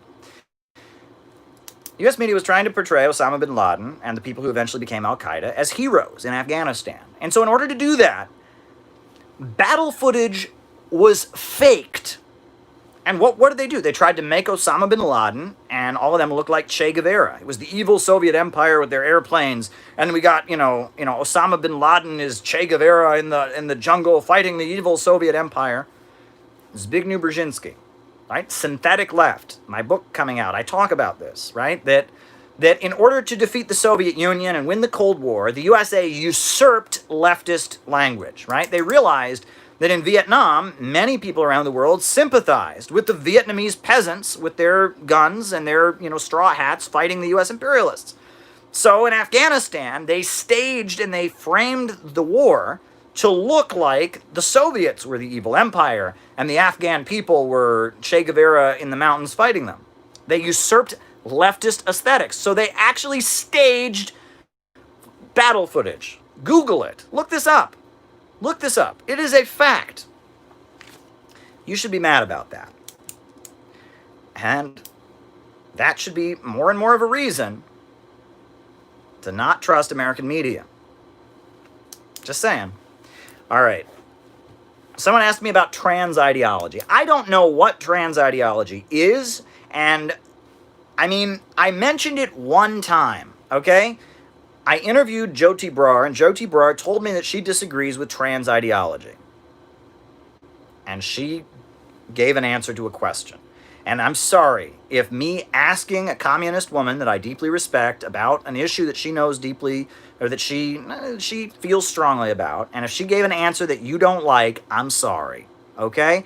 But, someone tweeted out today that I go on and on, I drone on and on about trans ideology. No, I don't. Because I don't know what trans ideology is, okay? My position on trans rights has always been trans people are discriminated against, they are victims of hate crimes, they are, institutionalized, they are separated from their families. What trans people endure in U.S. society is wrong. I have opposed the violations of the rights of transgender people. And I have consistently done that. I have protested. I've been in the streets doing that. And that's a fact. And that's well documented. Now, someone's asking me about quote-unquote transgender ideology. I can't answer your question because I don't know. I just don't know enough about it, okay? I don't know enough about it. People say science proves one thing. Other people say no, it doesn't. I don't know enough about it. And honestly, if it doesn't matter, because that doesn't affect how I feel about people's human rights. It doesn't affect how I view people's human rights. If somebody came to me and said science says this or science says that, I would not be okay with transgender people being oppressed. I would not be okay with hate crimes against trans people. I would never be okay with discrimination against trans people, bullying, kicked out of their houses, forced hospitalization, separated from their family. I would never be okay with that just because a scientist held up a piece of paper and said, oh yeah, well this says, I don't care. People being oppressed is wrong. People being discriminated against is wrong. People being separated from their families is wrong. Okay? And it doesn't matter. It doesn't matter. So, I'm sorry if that in your mind makes me a Nazi for saying that people's rights shouldn't be violated, no matter what your abstract ideology or theory is. I can't help you. Guilty as charged, okay? I view the trans issue as a human rights issue. The rights of trans people should not be violated, period. That's how I see it, and I almost don't want to see it any other way. I'm not interested in having a debate about an abstract ideology. These people who go after me do not care about people. Let's just talk about this. They don't care about people. Let's be real, right? I point out that, hey, all the Trotskyites, all the anarchists, all of them were cheering when bombs were falling on Libya. They thought the CIA revolution was glorious, and the USA staged a color revolution in Libya and then killed, destroyed the most prosperous country in Africa, and millions of people died. And they go, yeah, so? What does that have to do with whether or not, what does that have to do with trans ideology? They don't care. If you point out that, hey, Louis Farrakhan is a great black leader who's gotten millions of people off drugs, has a prison ministry program that is amazing, has done community empowerment in the black community, has done all this stuff, and they're like, yeah, well, what does that have to do with politically incorrect statements he made? And they're just like, it's like crickets, you know? You can sit there and be like, you know, hey, Jyoti Brar has been on the forefront of opposing every war, whether it's Libya, whether it's Syria, whether it's Iraq. She has been one of the most outspoken anti-imperialist activists trying to stop the war machine. And it's just like crickets, crickets. Yeah, but transgender, what does that have to do with transgender ideology? I can tell them about me. I can say, you know, I've been marching and demonstrating against the NYPD's mistreatment of transgender people. I have always stood firm and said that trans people have human rights. And it's like crickets, crickets, crickets. What about the ideology? What about trans ideology? It's like, these people don't care about people. They don't care about people. They do not care about people, okay? They don't care about actual people. They don't care about organizing in actual communities. They don't care about actual wars that kill millions of people. They don't even care about trans people. They don't care about trans people. They do not care about trans people. I'm sitting here saying I have been active in trying to protect trans people's lives, and they're like, crickets, crickets, crickets. What? Well, but ideology. All these people care about is, did you say the party line? Did you say the party line? Well, I guess I didn't. Guilty as charged. I'm so sorry. I'm so sorry. You know, these people are really special, right? The U.S. government kills millions of people in Libya. Farrakhan opposes it, and that doesn't mean anything to them. They're just like, yeah, but he said something. I mean, it's just, they don't care about actual people. They don't care about trans people. They don't care about Iraqis. They don't care about Libyans. They don't care about Syrians. They don't care about any of these people. And they don't care about trans people. They don't care about working people in the United States. They don't care about black people in the United States. They just care. They have this stupid, stupid internet cult where they are trying to purify the ideology. I swear that some of these people do not even know. Some of these people do not even know what Marxism is. They just have this list of things the alt-right says, and it's like they don't understand that there's way more nuance in the world. It's not like alt-right or not, right? There's a lot of like nuance in the world, right? There's a lot of things that are very, very complicated, right? Like international bankers, they exist. IMF, World Bank. What is the World Bank? Would that be an international bank? The IMF, the International Monetary Fund. So if you set up an international monetary fund, is that an international bank? So the World Bank, that would be a bank for the entire world, i.e. international. So it's a World Bank. It's an international bank. Now, would the people that profit from it, would they be international bankers? No, the alt-right says that. Ah! Look, the alt-right is racist. They say international bankers, and they argue that that refers to a certain ethnic group and religion. I would never say that. I would never say that. Never would I ever make that claim, because that's not true. In fact, I would say probably the overwhelming majority of people tied to the IMF, tied to the World Bank, tied to the World Trade Organization, are not Jewish. And another phrase they always say, you say Zionist, that's a code for Jewish. Well, I got news for you. Most Zionists in the United States are not Jewish. Did you know that? The majority of Zionists in the United States are not Jewish. The majority of Zionists in the United States are Christians. Right? Zionism is a political movement that supports Israel as a state. And the majority of Zionists in the United States are Christian. Christian Zionism is bigger than Jewish Zionism. So if someone says Zionist is a code word for Jew, they're an idiot. Because Zionist is not a code word for Jew, because the majority of Zionists in the United States are not Jews. So, but these people, there's no like nuance in their thinking. It's like they have a list of rules in their head. Did he say X? He is alt-right. Did he say Z? He is X. Did he say give answer 27B? Only everyone who says 27B is an alt-right. And you'll notice that they only go after people.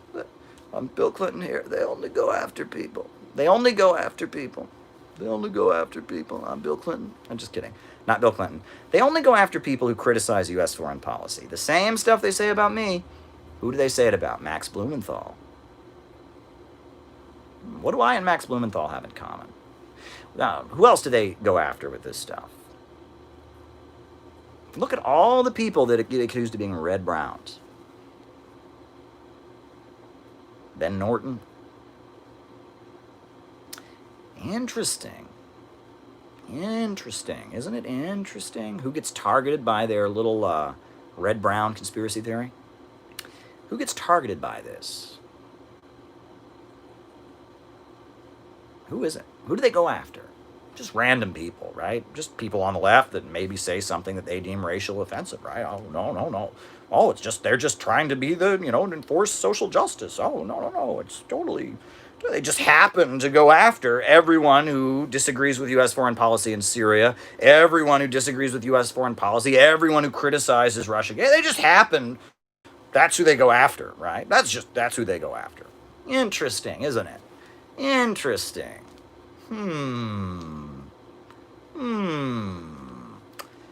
But they have just eaten up way too much of our time, folks. That was way more time than they deserved.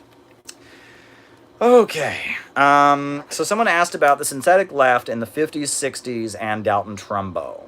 Well, the thing is, right, after McCarthyism broke, there started to be a lot of funding for what you can call the synthetic left, which was, Trotskyites, anarchists, people like that. It was an attempt to, pull leftists away from supporting the Soviet Union. And yes, there was, they did go after people like Dalton Trumbo, though they went after Dalton Trumbo earlier. They went after him during the McCarthy era. But yeah, it fits into the same period, right? And the main reason the synthetic left was mobilized was to defeat the Communist Party USA. That was the primary target. Later they did, the idea was to marginalize people that were in favor of really existing socialism, and create kind of a barrier so that Americans that became dissidents didn't become communists. That was the idea. And it worked to some degree or other. But, late 60s, they lost control of it. Students for a Democratic Society started out as a synthetic leftist group, right? It started out as this anti-communist activist group. All communists were banned. Anti-Stalinism was like in their manifesto, and it was totally synthetic left. By 1969, different Marxist-Leninist factions were fighting over it. So, it's more complicated than that. But, yeah, the synthetic left, Dalton Trumbo was a Communist Party member, and he was marginalized in Hollywood. It's a whole complicated story. You should read the new book. It's going to be done pretty soon. I promise you. I know you're all chomping at the bit for the new book. I need to get it exactly right, because the message is too important. That's the thing. I'd like to just churn it out so it can be for sale tomorrow, but I can't do that, because what I'm saying is so important. No one else talks about the synthetic left, and I have to get it right. I have to get every citation. I have to have everything right. Because the story needs to be told and has to be told correctly. And I'm sure after I publish it, some lame liberal will water it down and publish their own. And that happens, right? I tell people, folks, the accuracy of the Cuban government on government drug trafficking. I've never heard of that. I'll write it down. Folks, you have to remember a lot of what we do on these lives, right? A lot of what we do is kind of like the Velvet Underground. You ever heard of the Velvet Underground? Popular rock band in the 60s. Not that popular, right? The Velvet Underground, nowhere near as popular as the Beatles. Nowhere near as popular as the Rolling Stones. But the Rolling Stones and the Beatles listened to the Velvet Underground. And the Velvet Underground did things that the Beatles and the Rolling Stones couldn't do. They took risks. They were experimental. Lou Reed and Nico and Andy Warhol. And yeah, they did things that the top bands couldn't do because it was too risky. And because of that, they did a lot of stuff that inspired the Beatles to do stuff, that inspired the Rolling Stones to do that, right? We here are the political Velvet Underground. That's basically what we are. We're the political Velvet Underground. We're having conversations here that are about 3 or 4 years ahead of a lot of big left voices, right? I'm not going to name names because I don't want to offend any of them. But a lot of the stuff that we talk about here, about a year later, 3 or 4 months later, gets picked up by people that have a lot more play. It's a consistent pattern. We talk about it on here, and people watch it, People watch it, and then they take the concept and they water it down a little bit and make it less tanky and exciting and anti-imperialist, and they talk about it. And that's okay. I'm okay with that. I don't consider that plagiarism, right? In politics, plagiarism is the highest form of flattery. We are the political velvet underground here. We are the cutting edge. If you want to know the future of leftism, the future of socialism, you're in the right place. You are the vanguard of the vanguard. Because what we do here is like what nobody has done before. But they'll pick it up. They will catch up with us. You know, the think tank that we are establishing is called the Center for Political Innovation. And that's what we're doing here. This is political innovation. We're the cutting edge. They're all going to be talking about synthetic left. Give it time. They're all going to be talking about 21st century. City builders and vandals. I've already seen stuff. It happens, folks. We're the vanguard. You and me, we're on a mission to save the left from itself, to save America from capitalism. We're doing great stuff here. All right, folks. Intellectual property under socialism. It'll exist to some degree or other. Artists should be able to copyright their work, etc. I think it'll exist to some degree. I think as we move closer to communism, it'll become less and less and less. Obviously, there wouldn't be any intellectual property in communism. But in socialism, I think there would be. I have not finished Paul Cockshot's book, though I do own it. It is a good book, and it's on my bookshelf. And if I end up engaging with him, which could be on the agenda, I do intend to finish reading his book first. Hegel books. Well, I haven't read enough Hegel. I need to read more Hegel. I plan on reading Hegel's Lectures on Religion. There's a volume that's his Lectures on Religion, which I think would be fascinating. I'm interested in the history of Christianity and such. That's probably where I'm going to start in my studies of Hegel. All right, Bakunin and Luxemburg. So, Mikhail Bakunin, he was an anarchist, a contemporary of Karl Marx. He translated the Communist Manifesto into Russian. He was a member of the International Working Men's Association, and he fought against Marx. And eventually, the fight between the Marxists and the Bakuninists resulted in the collapse of the First International. I have talked to Bruce Riley, by the way. I had a great conversation with him. There's pictures. We did a great sit-down chat together. It was back when I was in Oakland in 2016. But, yeah, Bakunin, anarchist. He was a contemporary of Marx. They disagreed. They had a lot of exchanges. And he was an ultra-left. And Marx was, a scientific socialist. And they, Zizek and Heidegger.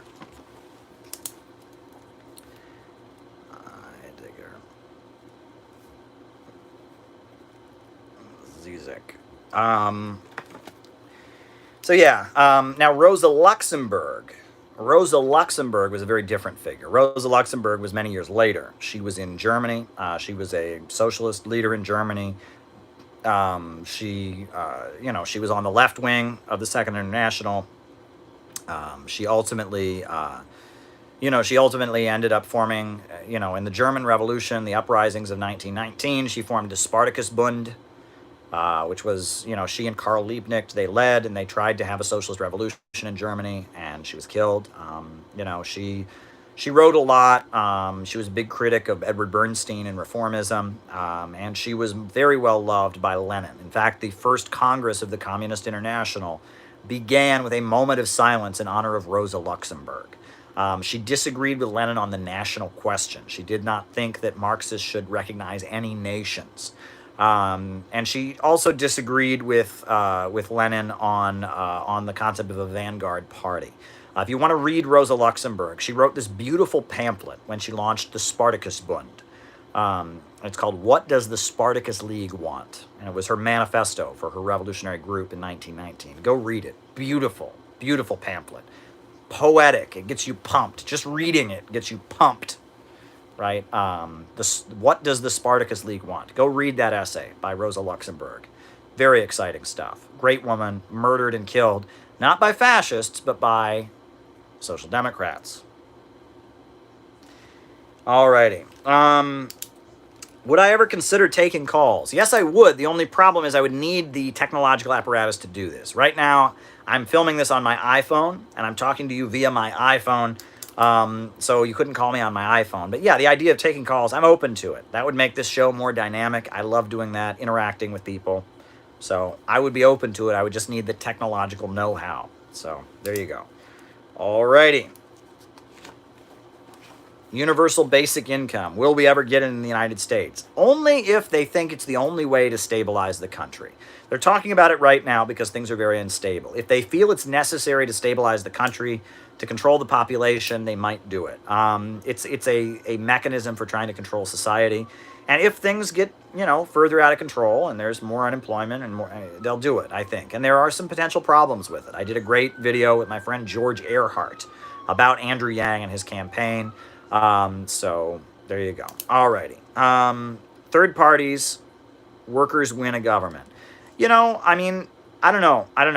Third parties, I'm all for people participating in the elections. Communists participate in the elections for a number of different reasons. They sometimes participate in the elections purely to make a statement. That happens. Communists participate in elections just to make a statement.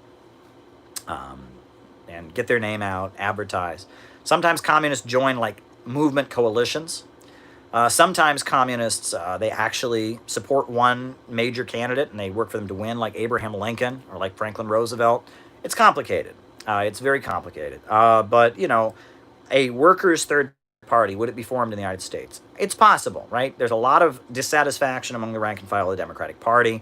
The Bernie Sanders, that incident, that was a crack. That kind of thing hadn't happened before. Usually there was like a left-wing candidate in the Democratic Party, Dennis Kucinich or Al Sharpton, and they run and they lose and then they tell everyone to vote for the mainstream candidate and that's it. But what happened in 2016 with Bernie Sanders was unprecedented. That was big, and that points to the potential for, it's possible. It's very possible there could be some kind of new political party that's more socialistic or social democratic being formed. So there you go. War between Iran and the USA. I don't think it'll happen.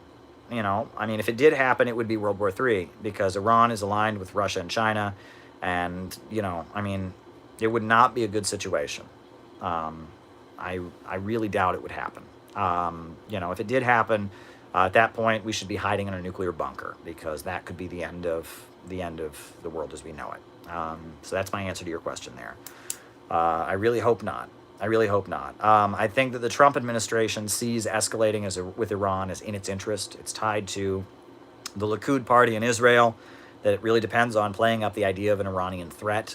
It's tied to, for example, what do you call it? The weapons manufacturers.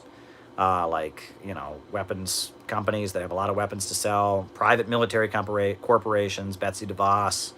So, I can see why the Trump administration, they think escalating with Iran is more profitable. Meanwhile, the Obama folks, Biden, they thought negotiating with Iran was more profitable, was more to their ends. There's a difference. Do we hardline it with Iran and threaten them, or do we negotiate with them? And Trump, they had the hardline strategy. Obama had more of the soft power strategy. They both want to overthrow the Islamic Republic. It's just a question of how. All right, NDP Canada. That's the New Democratic Party. That's like a social democratic party in Canada. It was started by Tommy Douglas, who was a socialist, progressive, went around the country giving speeches about cats and mouse land. Google cats and mouse land. Great socialist fairy tale. Tommy Douglas, and he started it. They believed in national health care. They created the national health care program. And then the liberals took all the credit, as Tommy Douglas said. The NDP is like kind of a progressive third party in Canada. Not communist, but communists join it. It's complicated, but yeah. Panama Papers. Yeah, the Panama Papers, they were released, and it was kind of, I feel like it was kind of the Western response to the, to WikiLeaks. It was a lot of anti-imperialist leaders accused of corruption and such, and the outfit that released it was tied to the International Consortium of Investigative Journalists, ICIJ, is tied to Soros and USAID, and it was kind of the USA taking revenge for WikiLeaks, I feel like. Did it have an impact? Sure. Yeah, people are still talking about it. All right. William Jennings Bryan. William Jennings Bryan is the guy who brought the populist movement back into the Democratic Party. So who were the populists?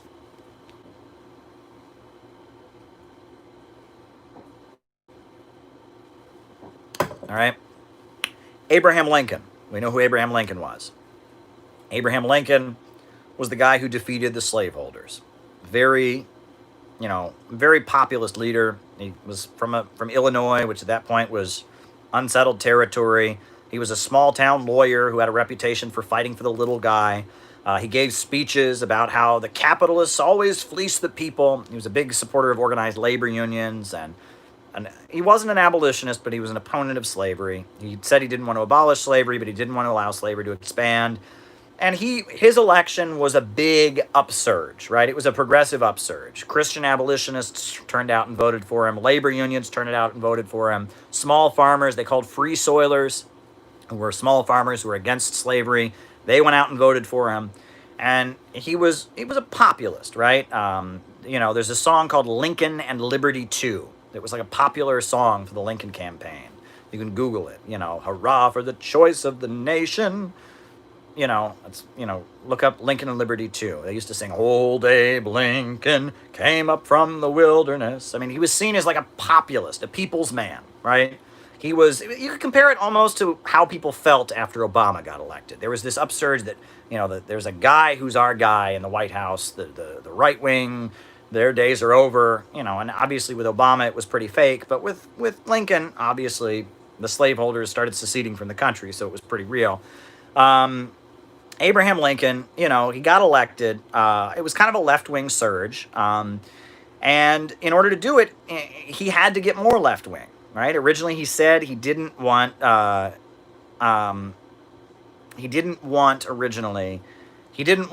to abolish slavery, but he ended up having to abolish slavery. He ended up getting into a big civil war with the slaveholders. And in order to do that, he really had to get left-wing. He allowed Harriet Tubman. How is Russia anti-imperialist? Okay. He allowed Harriet Tubman, for example, to lead soldiers into battle and form her own battalion to free slaves along the Combahee River, and form this like black guerrilla fighting group in South Carolina. He allowed the communists to form their own division of the Union Army called the Ohio 9th Regiment. That was like a communist division that like waved a red flag and like marched into battle. He supported organized labor unions. He did a whole lot of stuff during the American Civil War. He had to build kind of a mass progressive movement in order to defeat the slaveholders. It was a revolution. It was the Second American Revolution. Well, after the Civil War, Lincoln was assassinated, you'll remember. And then there was a big divide in the Republican Party between the radical Republicans and the moderate Republicans. The radical Republicans were like the very abolitionist, very progressive kind of people. And the moderate Republicans were the ones that were actually wanting the USA to become more imperialist around the world. And eventually, the troops were pulled out of the South. The radical Republicans were defeated. So a lot of the radical Republicans, the small farmers, the labor unionists, etc., a lot of pastors and preachers, because religion was very big back then, a lot bigger than it is now, they formed something called the People's Party. And they were known as populists, and they called for the nationalization of railroads. They called for redistribution of land. They called for a silver standard instead of the gold standard. They didn't support the gold standard. They were for the silver standard.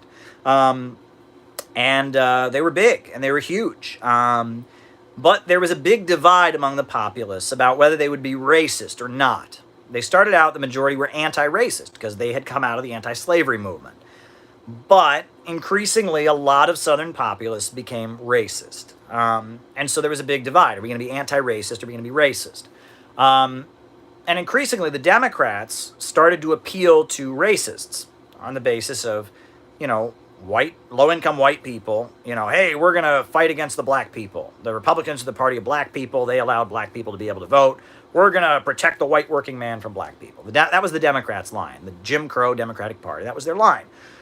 So it became a big divide in the Populist Party. Are we going to be racist or are we going to not be racist? So William Jennings Bryan was the guy who took the Populist Party. He was a leader of the Populist Party who got the Democratic nomination and became the Democratic nominee. And he took the Populist Party, the People's Party, back into the Democratic Party. He took them, they had started in the Republican Party, became the People's Party. He took them into the Democratic Party on the basis of racism. and William Jennings Bryan was a racist. And he was a huge man. He had a very good voice. He was a very good speaker and orator. And he took the populist movement into the Democratic Party. And, the Democrats co-opted populism and turned it into a racist movement. And William Jennings Bryan, and then, later, Woodrow Wilson is the president who really ran with this. The movie Birth of a Nation was screened all over the country as propaganda for the Democratic Party, accusing the Republicans of being a party that, hurt the South and hurt the white man or something. And then, later,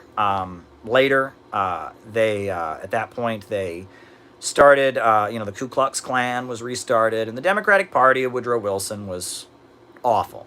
What's interesting is William Jennings Bryan, his last big act was he was the prosecutor at something called the Monkey Trial. You ever heard of the Monkey Trial? The Monkey Trial was in the 20s, I forget what year, in Kentucky. There was a guy, a high school teacher, was accused of teaching evolution in a public school. And it was fake. It was staged, right? He was the football coach, and they had to, the day before the trial, he sat in the car and he read out loud a Charles Darwin book to some kids so they could testify that he actually taught them evolution. The whole thing was staged to get media attention. It was a publicity stunt. For this small town in Kentucky, they put a guy on trial for teaching evolution, John Scopes, and he was convicted of teaching evolution in a public school, and it got a huge amount of publicity. And William Jennings Bryan was the prosecutor at the trial. It was in Tennessee, someone says. Okay, well.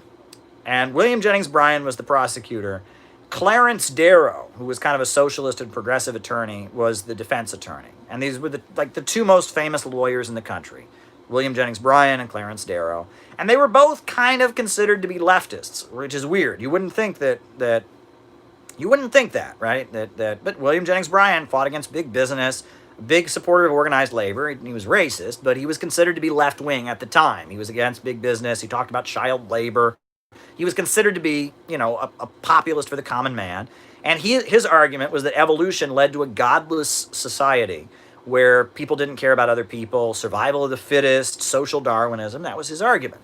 Clarence Darrow argued that you needed evolution. You needed evolution because evolution was science, and if you outlaw evolution, you're going to stop human progress.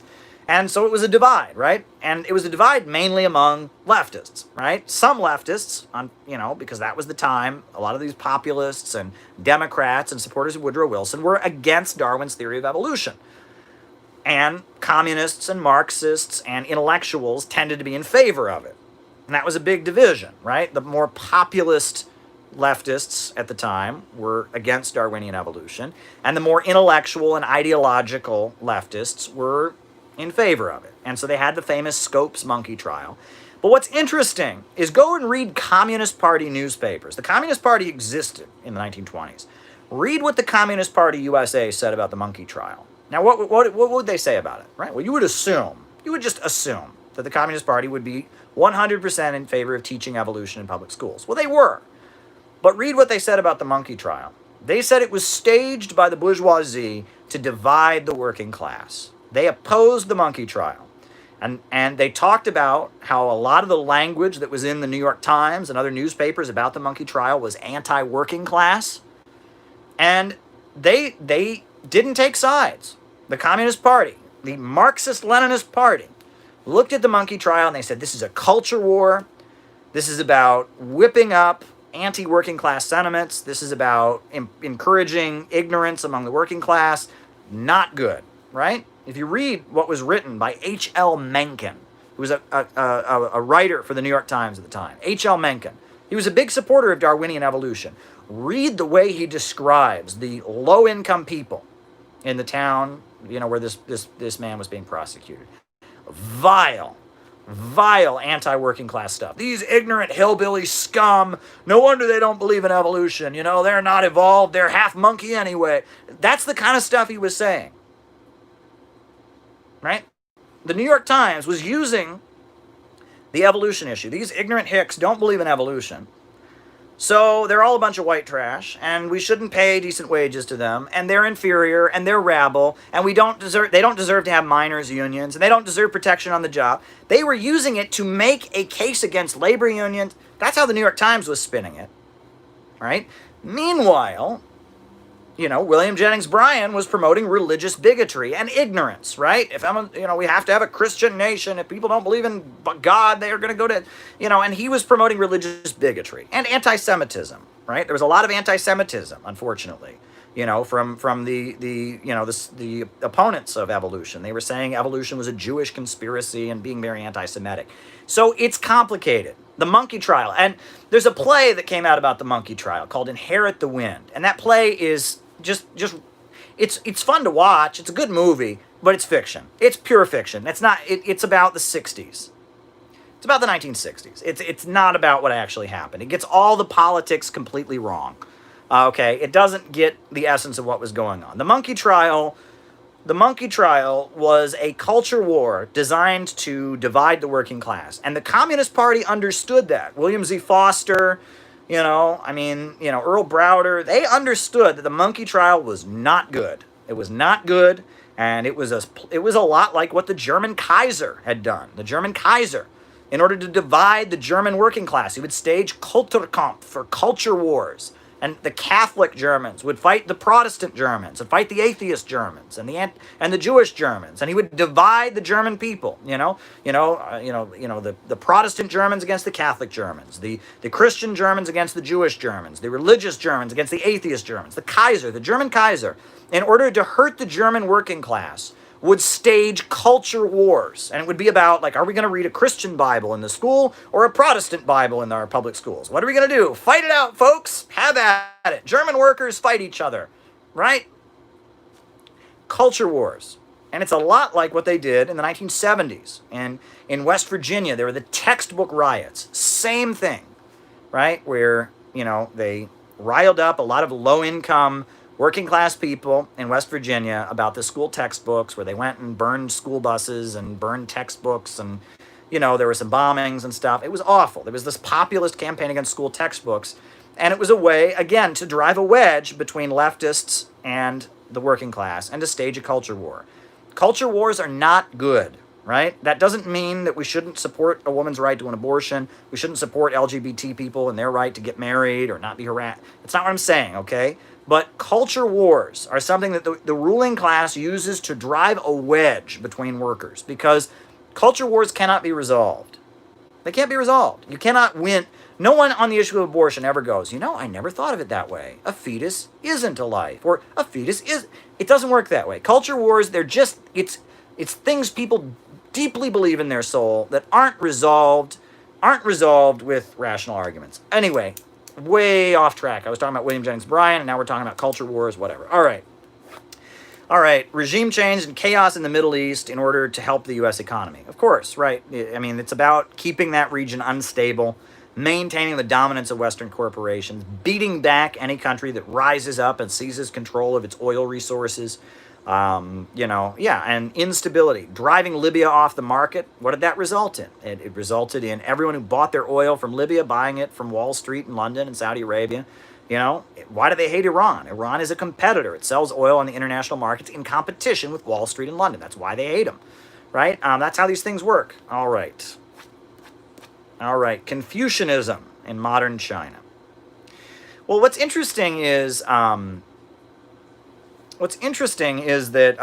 right now, the Chinese Communist Party, so in the 50s, the Chinese Communist Party was kind of against Confucianism. In the 1970s, they launched a campaign against Confucianism.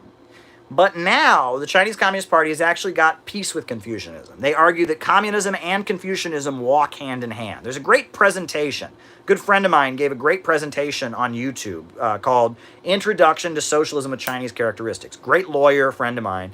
Watch it. He shows how now the Chinese Communist Party argues that their Marxism and communism is rooted in the Confucian tradition.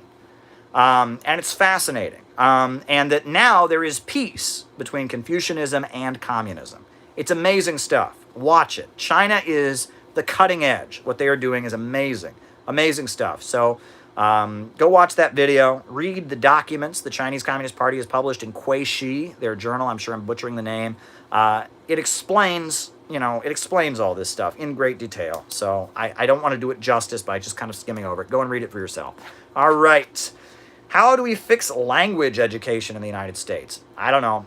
I mean, there's a lot of things in the United States that are awful. We need to have a better language educational system. I wish I spoke a different language, I only speak English. That's a weakness. I don't speak any other language but English. And that makes me mad. It makes me mad. It makes me really, really mad. Because any other country in the world almost, if I went to a school, I would learn another language. But, in the United States, we've decided we don't need to educate our population. We don't need to educate our population. We just need to have big wars and blow shit up, right? And who cares if we don't train Americans to be engineers and scientists? We'll just steal all the engineers and scientists from India and Pakistan and Russia and China. That's fine. We don't need Americans to, be able to find their own country on a map. If we need some smart people, we'll just steal them from another developing world country. Make sure that country stays poor. Make sure Americans keep getting poorer, and it'll all work out. It's evil. It's maniacally evil. It's maniacally evil what they've done. They don't invest in the future of this next generation. I'll tell you folks, I went to school in Ohio, in a small town. And, I had a lot of teachers that were great people. A lot of great people that were my teachers. Not a diss at the people there and all that. The education that I got was horrendous. I went to a public school in Ohio, in a small town. And the education that I got was abominable. I mean, I went to college. I went to a decent college, so I learned there, and I learned a lot on my own. I learned to teach myself, right? My mother's a librarian. I spent a lot of time in the library. That's where, but yeah, I had a horrendous, elementary, middle school, and high school education. I look back on how many classes where the teachers just showed movies. Unbelievable. Unbelievable. My freshman social studies teacher was a basketball coach.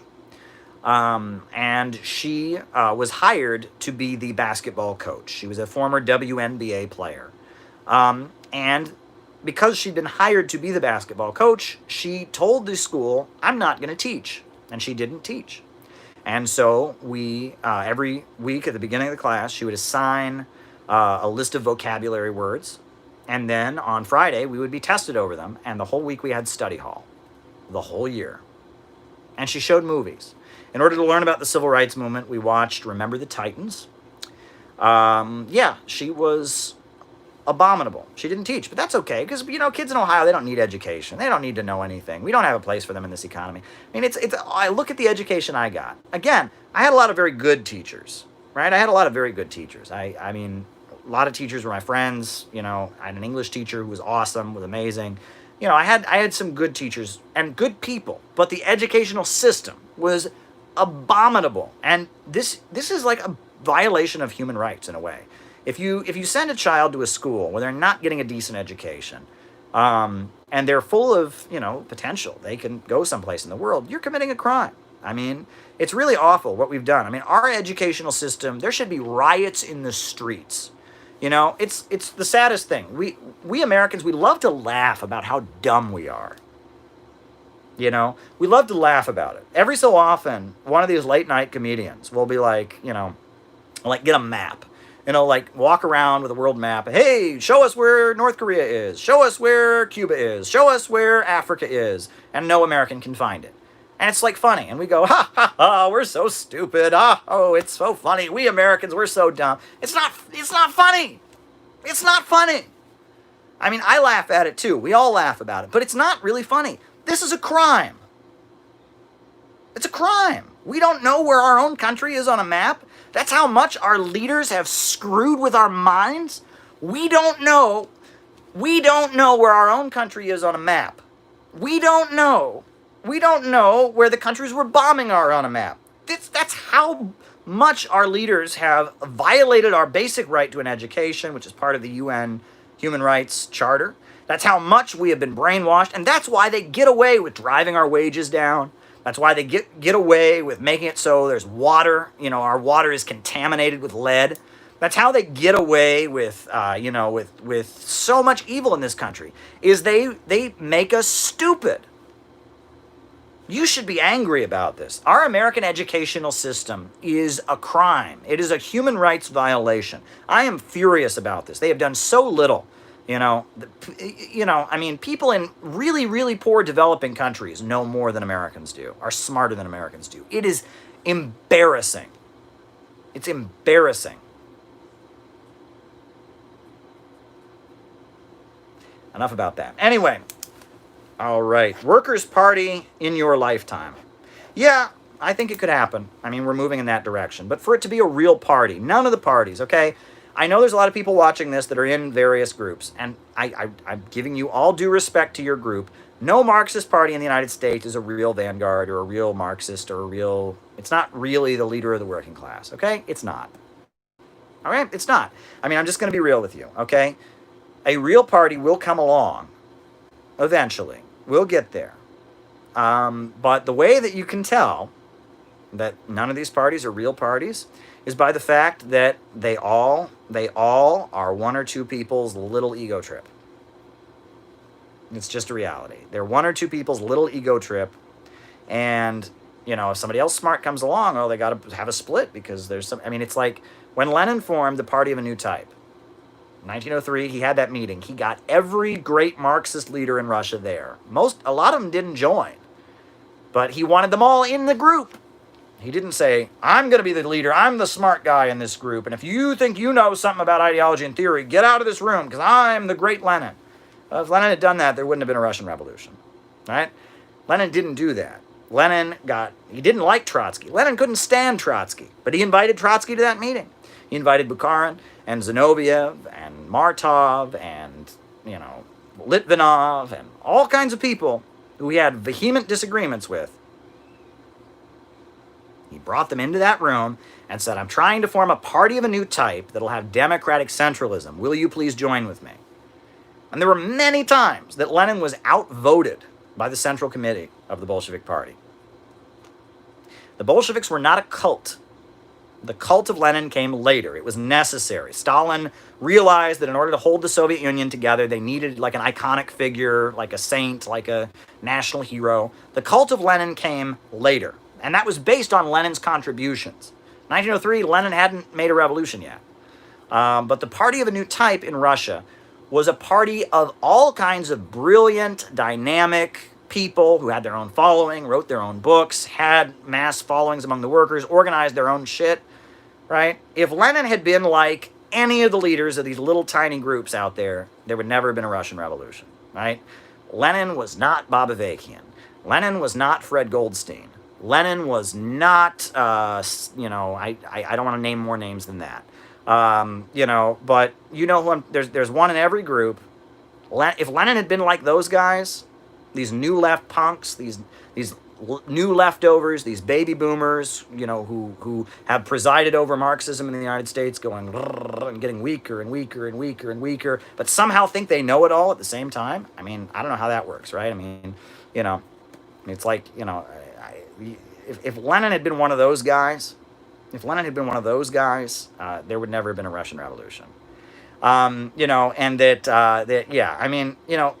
got to tell you, okay, this isn't any of these guys. It's always, first of all, it's always a white guy. It's always a white man. But he always has a white savior complex. He's a white guy, but all of his followers swear, our leader truly understands the blacks. No leader understands black people the way our leader does. He's a white man who loves black people. And it's like sick. It's like really sick. Read some of these Bob Avakian leaflets. Listen to some of the stuff these people say. It's like, what? Regardless, right? These guys have like a white savior. It's always a white guy who's a baby boomer. He's got a white savior complex, right? He's got a white savior complex. He believes that he was sent by God to the earth to save black people. He doesn't have any respect for Minister Farrakhan or the Black Panthers or any of the actual leaders, you know what I mean, who actually lead black people to do stuff because they're not real Marxists like me. That's who all the communist groups are led by, a guy like that. Okay, they're led by a white male with a white savior complex, huge ego. And his group in like 1970 was huge. And now his group is tiny. But somehow that proves he's a genius. How does that prove he's a genius? I don't know, but somehow, I don't know how that works, right? You know, the group used to have 4,000 people. Now it's got 40 because he's so smart. It's like comedy. It's like fucking comedy, man. I swear, they'll sit there, you know, our leader is so smart. He took a group of 7,000 people and made it a group of 40. That's real leadership, man. I swear. All of them are led by a guy like that. And he's presided on the group getting smaller and smaller and smaller and smaller. He kicks out people, and he kicks out people. Somebody else comes along, and they, like, are good at doing something, so he's got to kick him out because he's the leader, and the group exists to justify his own ego. I mean, this group exists so that everyone knows that I'm the greatest communist in the world. And you know, somebody else comes along and does something good. God damn it, they're showing him up, so he gets rid of them. Every little communist group is like this. It is ridiculous. But they know it all. And that's why these groups have been getting smaller and smaller and smaller, you know? And that's the story, right? And there's a bunch of them. I named 2 of them there. I probably shouldn't have done that. One of them I have a real particular grudge with. What's my biggest self-criticism?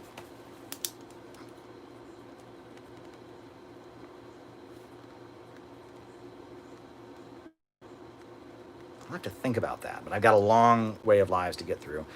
You know, they all have a big, it's a joke, right? And that's why we need something new. And that's why I am not starting a new party. First of all, I'm a journalist, so I can't be associated with any political party. But number 2, if I were to announce, hey, I'm starting the Workers' Fight Back Liberation Combat Resistance Party, join it today, I would be a fool.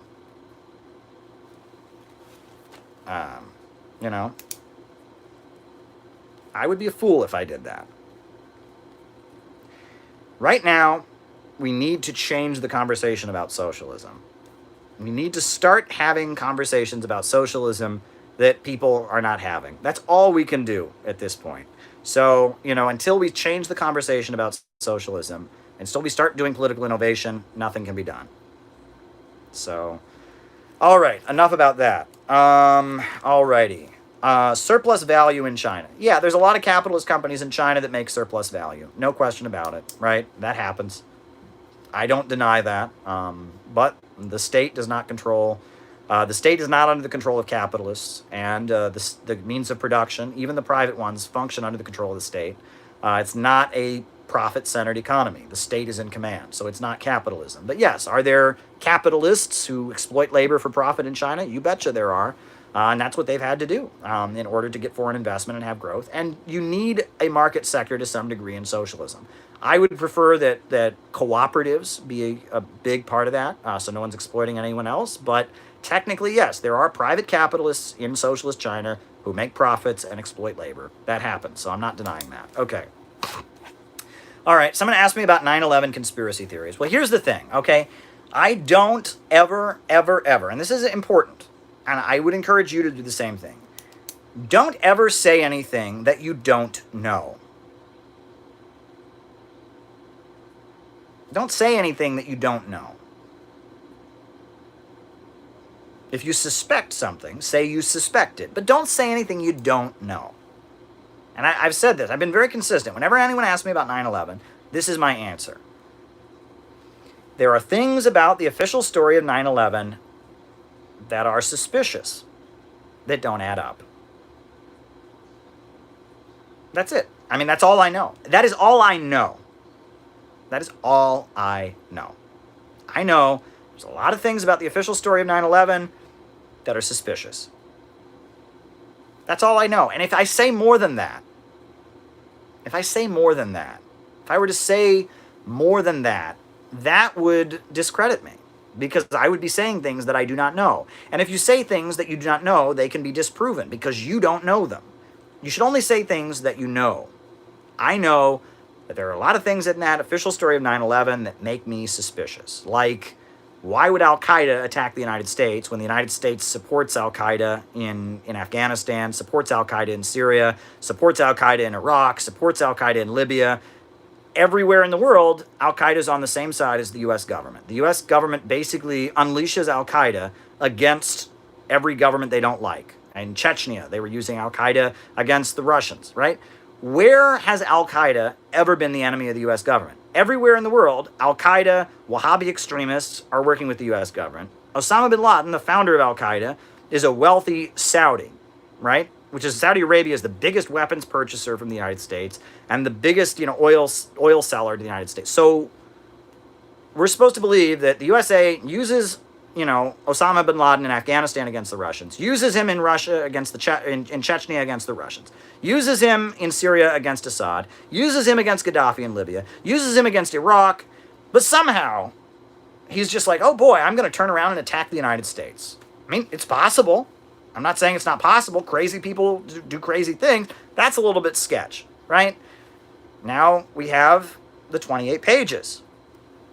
Look at the 28 pages of the 9/11 Commission report. Look at the 28 pages. How there was a dry run, right? That some people tried to seize the cockpit of an airplane, right? That before 9/11, there were some guys flying to Saudi Arabia who pulled out some box cutters and tried to seize the cockpit just to see what would happen. And they got to Saudi Arabia and they were released. That's sketch. What else? I mean, there's things about 9/11 that don't add up, but that's all you can say. Don't say anything more than that because you don't know, right? You don't know, right? I mean, people look at the hole in the Pentagon and Fidel Castro said, where is the plane? I mean, but that hole couldn't have been a hole. Well, some people say it could have been.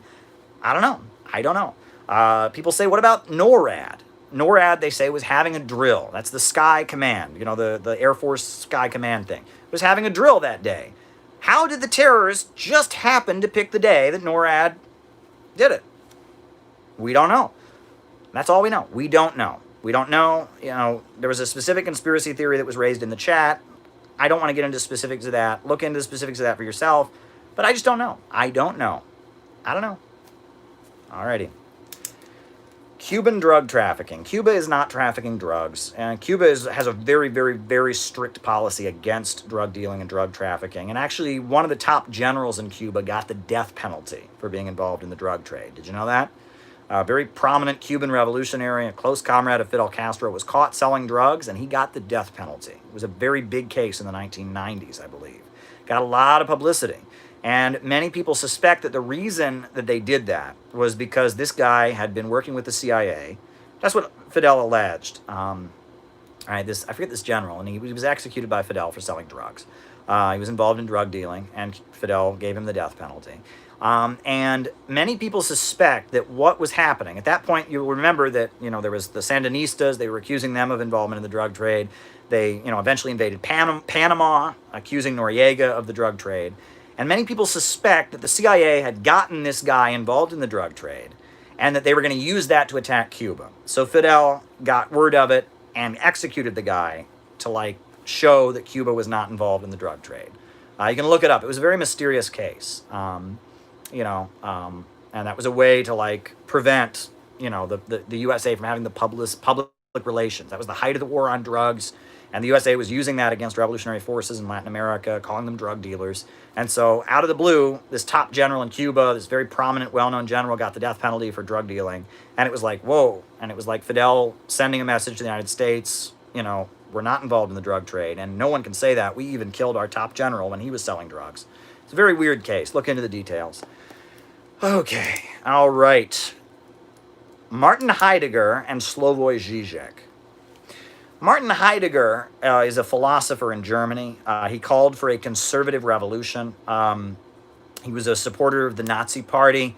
He claimed the Nazis were not Nazi enough, and so he quit. He was a far-right intellectual in Germany. What's weird is the synthetic left loves him. They love him. I don't know. I mean, Hannah Arendt loved Martin Heidegger. All these postmodernist, synthetic left folks, critical theory, they all love Martin Heidegger. Does that make any sense? None whatsoever. But yeah, that's Martin Heidegger, not a Marxist. The term conservative revolution is attributed to him. Very influential on postmodernism. So that's Martin Heidegger. Slavoj Žižek, he's an intellectual out of the former Yugoslavia. And he kind of, he got the gig. He's the top Marxist. If you go to Barnes & Noble and you look for Marxist books, that's who you're going to find. he says some good stuff. I saw his movie, The Pervert's Guide to Ideology. It was a good movie. I enjoyed watching it. He was analyzing films. He combines psychoanalysis with Marxism, which is a common thing to do. He's an interesting guy. I don't agree with his view of China. And a lot of what he says about the 20th century is deeply wrong in my view. But he's an interesting guy, and I mean, a lot of what he says is good. So, I mean, it's a mixed bag. And people can be mixed bags, folks. People can be mixed bags. Not everyone is pure good or pure evil. People can say, I would go. If I had the opportunity to go see Slavoj Žižek speak, I would do it. If I had the opportunity to do a YouTube live and hang out with Žižek, I would do it, right? You know, great guy, right? People can be good in some ways, bad in others, right? And, I mean, yeah. So, yeah. I mean, Heidegger, I mean, you know, I would debate Martin Heidegger. He's long dead. I mean, but, you know, I would debate him. I'm not a big fan of his work at all, but I would debate him. You know, it's like this idea that you can't associate with anyone with whom you disagree. This cancel culture stuff is just juvenile. All right. How is Russia anti-imperialist? Easy. In 1999, Vladimir Putin got elected, and he seized control of Russia's oil and gas, and he created Gazprom and Rosneft, which were, you know, two state-controlled oil and gas companies. He kicked the foreign corporations out of Russia, you know, that were looting the place, and he stabilized the economy, and he controlled the economy, and he got Russia out of the grip of the nightmare of neoliberalism and domination by foreign corporations, you know, in the 1990s, the Yeltsin years, where imperialism was in Russia and Russia's economy was wrecked by foreign looters. He saved Russia from that. So that's good. Good. That's very good. You know, I think that was a good thing. Yeah, I mean, you know, and Russia, you know, at this point, if you look at the role that they play, they are not looting countries that are aligned with them. I have been to Crimea, right? If Russia was imperialist, Crimea would be dirt poor right now because Russia was sucking wealth out of them and putting everyone out of business. It's the opposite. Crimea has vastly benefited from joining with Russia. Economically, is far more prosperous. I mean, you should see how amazing Crimea is. They have done so much. I went to the Yalta Economic Forum. I saw the huge amount of government and investment going on in Crimea, right? Imperialism is about keeping the world poor so that, you know, imperialists like Wall Street and London stay rich. Russia makes countries that trade with it wealthier, you know, so it's just not imperialism. I mean, that doesn't work, right? Imperialism isn't a synonym for colonialism. Colonialism is a country taking over another country. That's colonialism. Imperialism is an economic order that Lenin describes in his book, Imperialism, the Highest Stage of Capitalism. It's about economically controlling the world market. It's about finance capital taking control over industry, becoming dominant, the export of capital, the carving out of spheres of influence, international cartels. Read about what imperialism is. Russia is so clearly not that. It is the antithesis of it. Russia is a country that was dominated by that stuff in the 1990s and broke free. So Russia is definitely anti-imperialist. And wherever you go in the world, Syria, the imperialists are trying to overthrow the Syrian Arab Republic. Russia is standing with the Syrian Arab Republic. Venezuela, the imperialists are trying to overthrow the government of Venezuela. Russia is standing with the Venezuelans. Wherever people are resisting imperialism, Russia's on their side. Wherever the imperialists are, they're trying to fight Russia. The imperialists hate Russia. So, yeah, Russia's anti-imperialist. That's an economic reality. It doesn't mean they have the perfect ideology. It doesn't mean Russia is perfect or ever done anything wrong or is even a socialist country. It just means, yes, is Russia anti-imperialist? Yes, it is. No question in my mind about that. No question. What is my biggest self-criticism?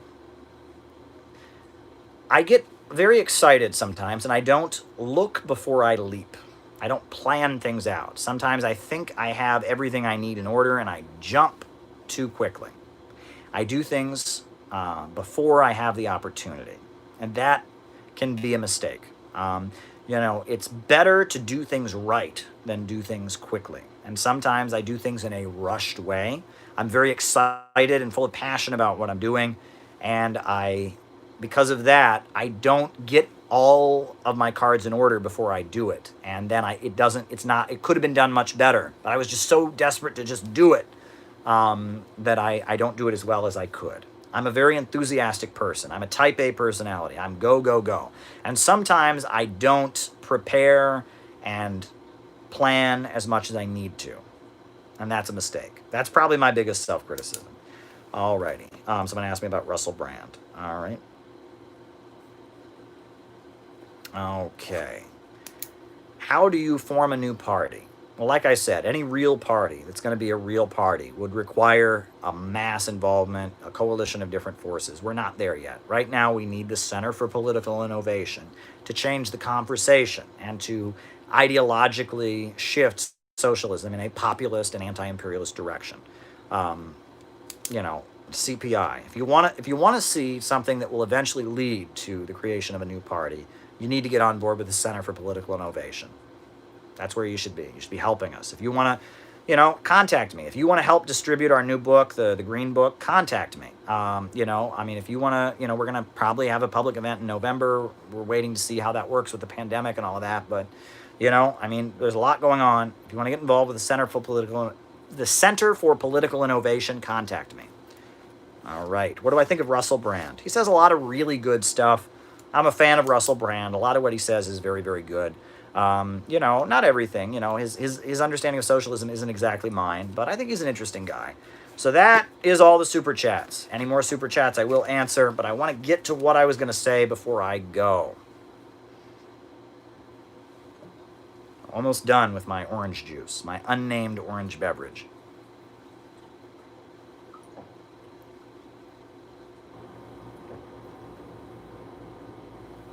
What do I think about the Young Turks?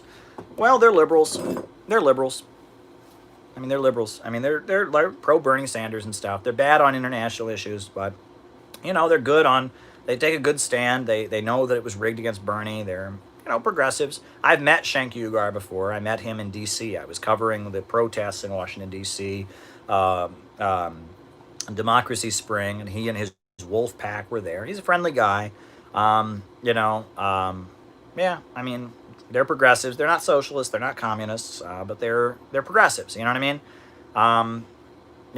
I don't agree with them on foreign policy, but I don't see them as they're not like an attempt to distort leftism or anything. They're just liberals, and they've been around forever. They go way back, to the Bush years, and they are what they are. Okay. So, folks, Malthusianism. Malthusianism is something that we should all know about. And I want to make this point because it's extremely important. It's a very extremely important point. There was an economist in Britain at the time of the French Revolution who wrote a book about overpopulation and basically argued that the French Revolution was not caused by the breakdown of feudalism. It wasn't caused because, a new social order was rising and the feudal system was decaying, but rather that the French Revolution was caused by overpopulation. The French had too many babies, too many children, and it led to a food shortage, and that caused the French Revolution. Well, that wasn't true. Malthus, Thomas Robert Malthus, was, a despicable person. And his idea was basically, that the population grows faster than the food supply. And so wars and famines and all these things are necessary to regulate the population. It's maniacal. And his ideas were very popular with the Rockefeller family, with the British royal family. It's this idea there's just too many people in the world, and there's limited resources, and we have to control and reduce the population because there's just too many people. And in the 1900s, the Malthusians, the neo-Malthusians as they were called, started referring to what they called useless eaters. And the Nazis picked up that term. There's actually a very famous poster from Nazi Germany, and it has a disabled man on it. It says, "This man costs the German taxpayer so much money." And the idea is that there are certain people, that are genetically inferior or whatnot. They should be exterminated, right? Prince Philip famously said that he would love to be reincarnated as a deadly virus that could reduce the human population overwhelmingly. This is how some of the ultra-rich think. What it's rooted in, more than anything, is the problem of overproduction, right? Capitalism, you have the owners of the banks, factories, and industries constantly driving workers to produce as much as possible for as little pay as possible, right? The capitalist wants to make the maximum profit. He drives the wages down. He increases technology to push workers out of the means of production, to make workers easier to replace, but at the same time, to produce more and more. And the result is pretty soon the market is glutted with products that cannot be sold. And the worker cannot buy back the product he produces, and it creates an economic crisis. So what's the answer? Well, you and I, those who watch these lives regularly, know the answer is socialism. The workers and the society should control the means of production to rationally plan them so that prosperity and plenty go in hand, right? That under capitalism, abundance creates poverty. In systems of the past, people were hungry because there wasn't enough food. Under capitalism, people become hungry because there is too much food. In systems of the past, people were homeless because there wasn't enough housing. Under capitalism, people become homeless because there is too much housing, right? There's a story about a coal miner, and he's cold in the winter. It's from Poland. And his son is cold, and he says, Father, he says, I'm writing it down. China.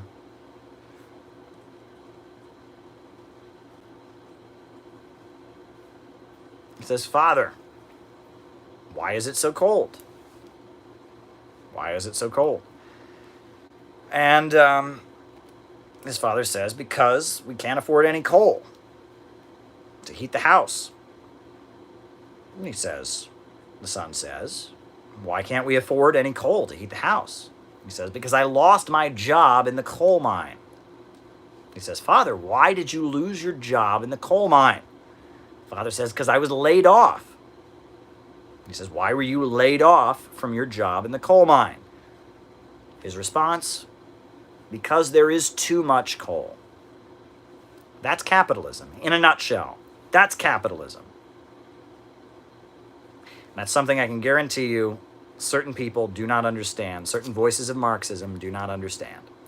That's capitalism in a nutshell. When production is organized for profit, not for public good, without central planning, that's what happens. Poverty created by abundance. Hunger because there is too much food, homeless because there is too much housing, cold in the winter because there is too much coal. That's capitalism. And the solution is for the banks, factories, and industries to be publicly controlled for rational central planning of the economy. That's the answer. Unless you're a billionaire capitalist. Unless you're one of the ultra-rich.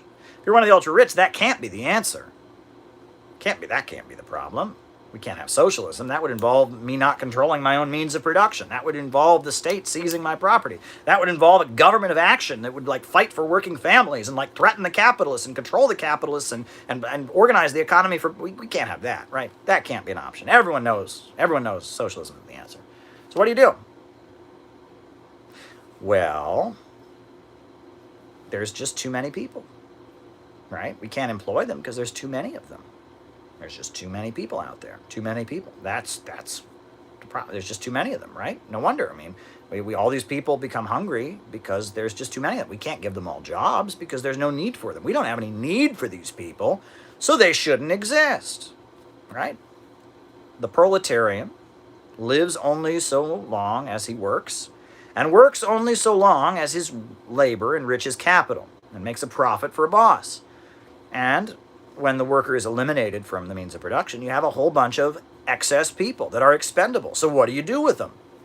Well, you got to reduce the human population. You got to get rid of them.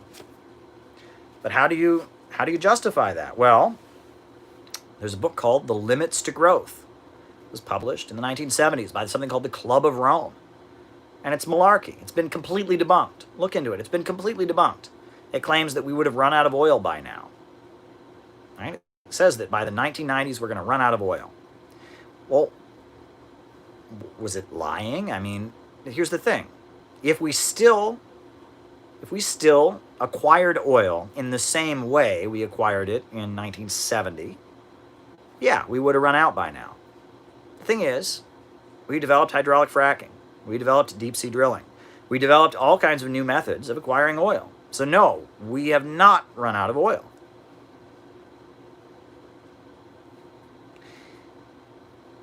There are minerals that are very valuable now, rare earth elements, that are not mentioned in that book anywhere in The Limits to Growth.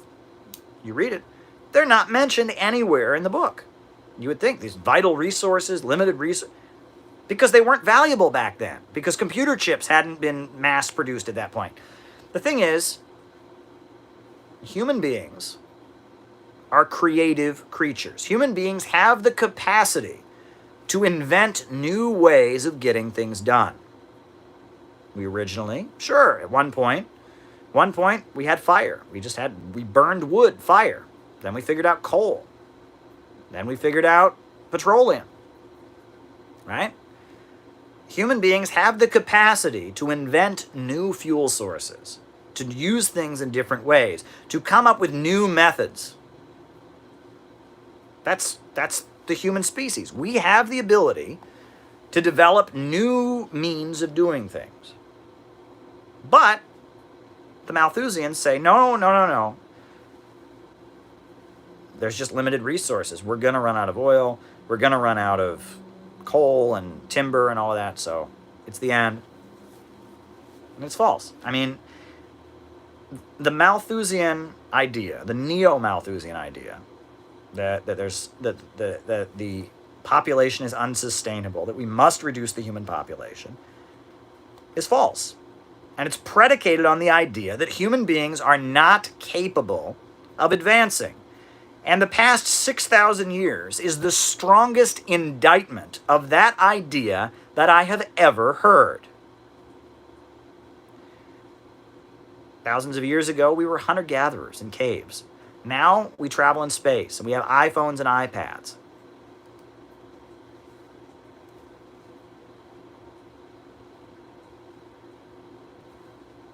You know, the idea that human beings are incapable of getting to higher fuel modes, of sustaining a higher population. You do realize at the time that Malthus coined the term, overpopulation, the human population was drastically lower than it is now. It was like exponentially smaller, and they were already talking about human overpopulation. It's a false concept.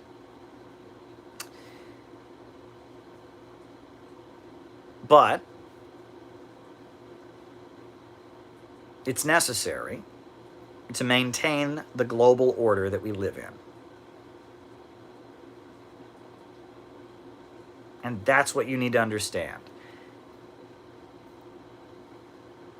Countries all over the world that used to have no industry and no electricity, and they're now rising out of poverty. China is building railroads in Africa. China is building power plants in developing countries. They're building roads and high-speed railway and hospital. People are rising from poverty. In Latin America, I've seen it with my own eyes. When I was 12 years old, I visited Quito, Ecuador with my father. And what I saw was a city full of starving, desperate people. I saw dirt roads that were dusty and dirty, and lots of desperate, starving people there. I went back to Quito, Ecuador in 2013 after a socialist government led by Rafael Correa had started teaming up with China and moving towards socialism and building industry, and I saw a completely different country, new paved highways, all kinds of cars, all kinds of, it was a totally different country, barely any homeless people. It was unbelievable. I saw a country that had been developed. That's socialism. That's Chinese socialism. That's Bolivarian socialism. They did that. Right? Well, how is it that Wall Street and London keep control of the world? Look at the big banks on Wall Street. Big banks on Wall Street. What do you got? You got Chase Bank, J.P. Morgan Chase. And what is J.P. Morgan Chase closely tied to? ExxonMobil. You've got HSBC Bank, the Hong Kong Shanghai Banking Corporation, which is not based in Hong Kong or Shanghai, it's based in London, and it is closely tied into British Petroleum.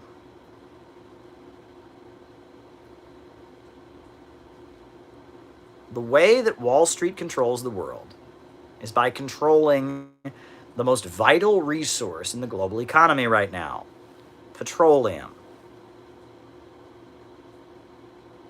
Petroleum. Oil. We have an oil-based order. Oil, every car, every airplane, every piece of plastic like this pen, oil. We have an oil-based global order. And Wall Street and London dominate the oil markets. Whether it's the oil of the United States domestically, whether it's the oil of Saudi Arabia, the oil of Nigeria, they dominate the oil markets. And they want to beat down any independent oil-producing state, like Iran, like Iraq, like Libya, like Russia, like Venezuela. That's how this works. But here's the thing. Oil is causing global warming. Fossil fuel, carbon emissions, is causing global warming. That's a fact, okay? People try to debate that. It's not a debate. It's a fact, right? Burning fossil fuels is causing global warming. That's a reality. Greenhouse gases, talk to a scientist, it's a fact. We are going to have big problems because of this oil-based global order. So what do we do about it? What do you do? Pol Pot. All right. What do you do about that? What do you do? What in the world are you supposed to do?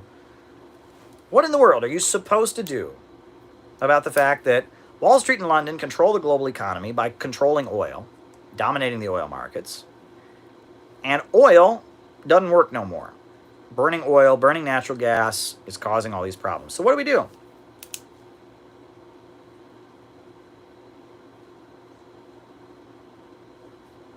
What do we do? What do you do at that point? Well, I'd like to let you in on a little fact. Greta Thunberg, the famed child climate activist, just won the Humanity Prize. Big prize she just won. Big prize for raising awareness about global warming, for her activism. Who gave her this prize? The Gulbenkian Foundation.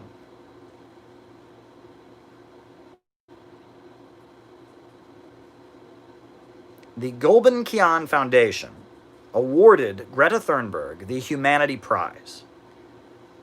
What is the Gulbenkian Foundation? It is a foundation set up by one of the major shareholders of Royal Dutch Shell.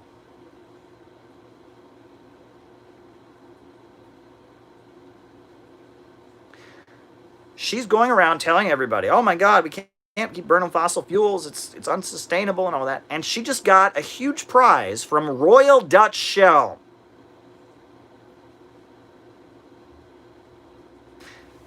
But listen to Greta's speeches.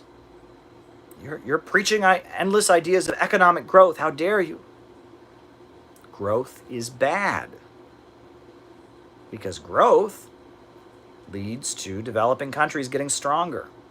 Growth leads to countries in Africa having railroads. Growth leads to people rising from poverty.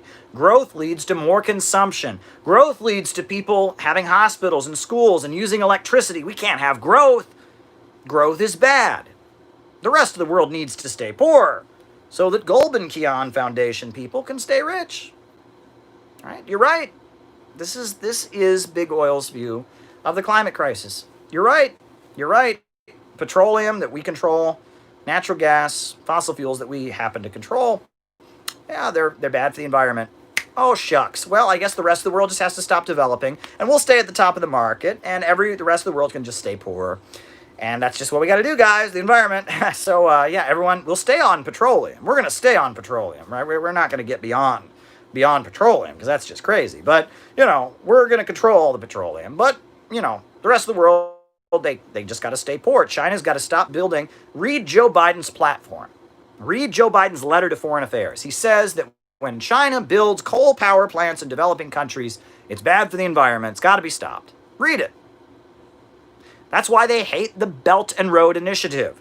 It's raising people out of poverty. It's causing them to expand their consumption. Big oil are Malthusians. They are eco-pessimists.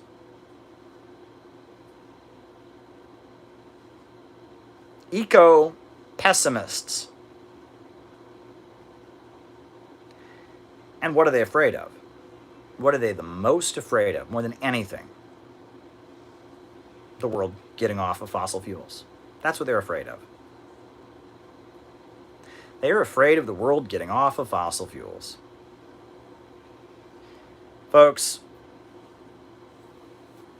the environmental movement of the United States, for many years, was a big supporter of nuclear power.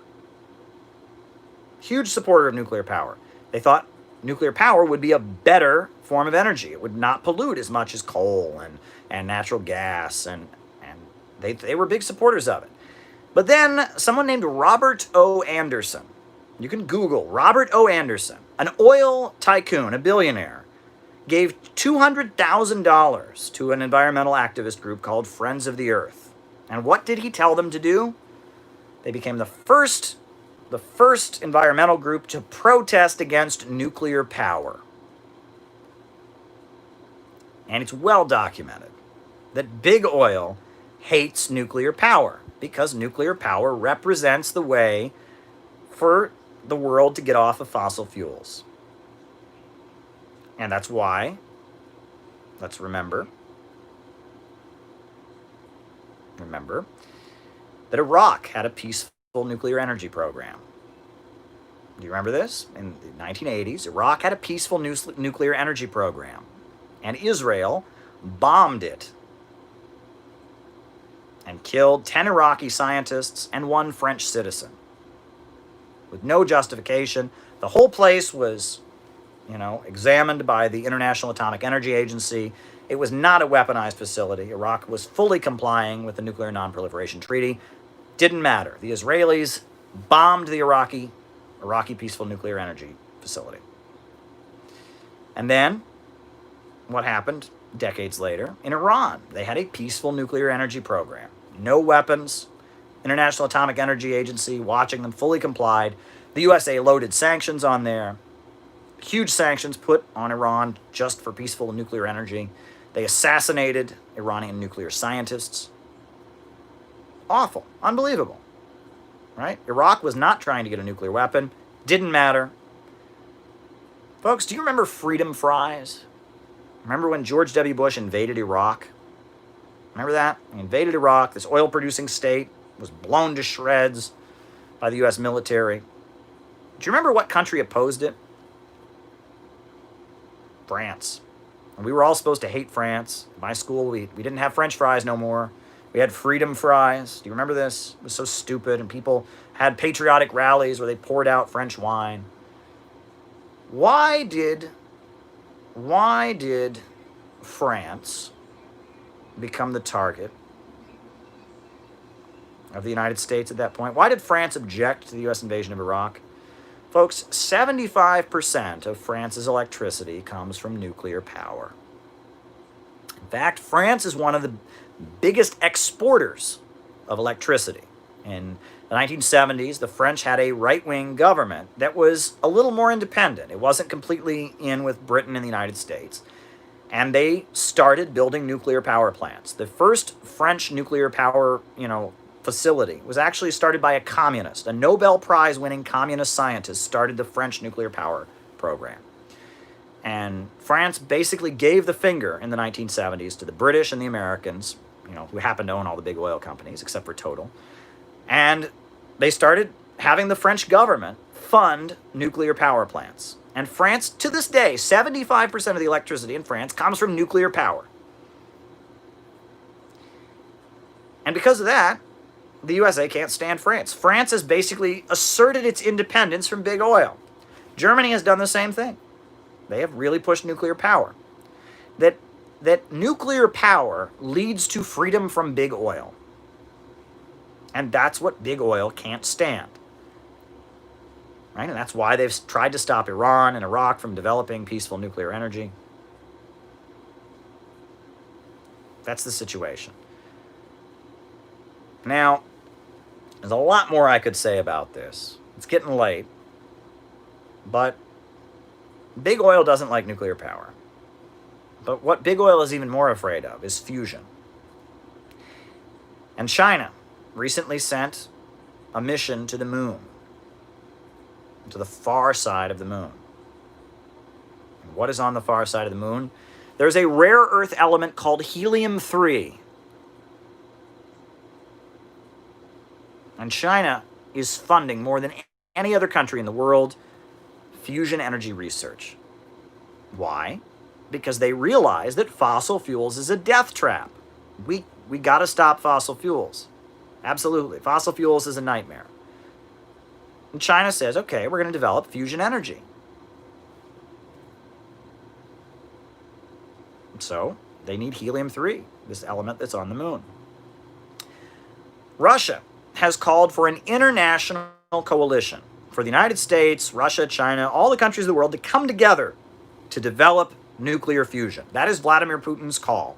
He called for an international coalition to build nuclear fusion, to get beyond, nuclear power plants, yes, they produce a lot of waste, they're problematic.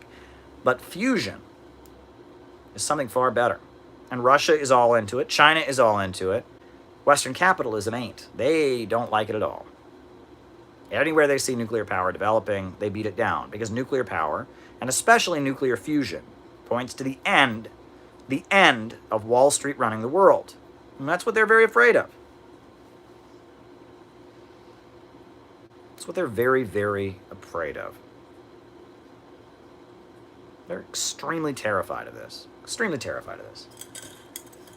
Fusion energy points to the way out of the fossil fuel-based global order of Wall Street and London running the world. It points to a world where growth is sustainable, where we don't have the problem of, fossil fuels and, burning them and carbon emissions. And right, it points to a much more sustainable route of development.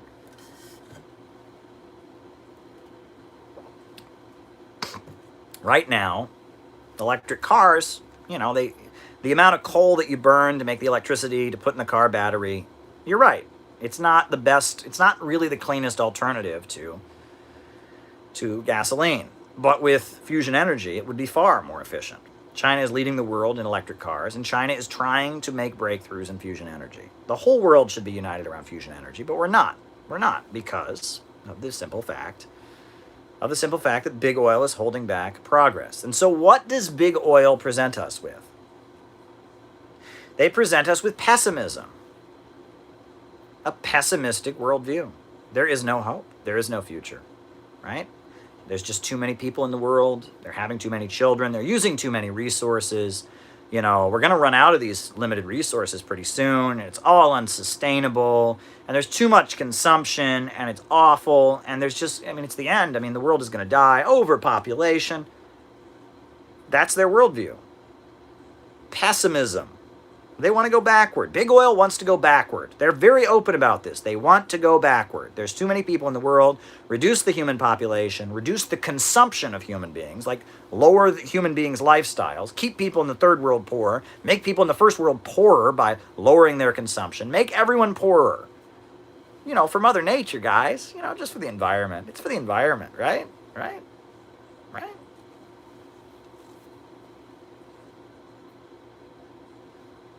That's what they want.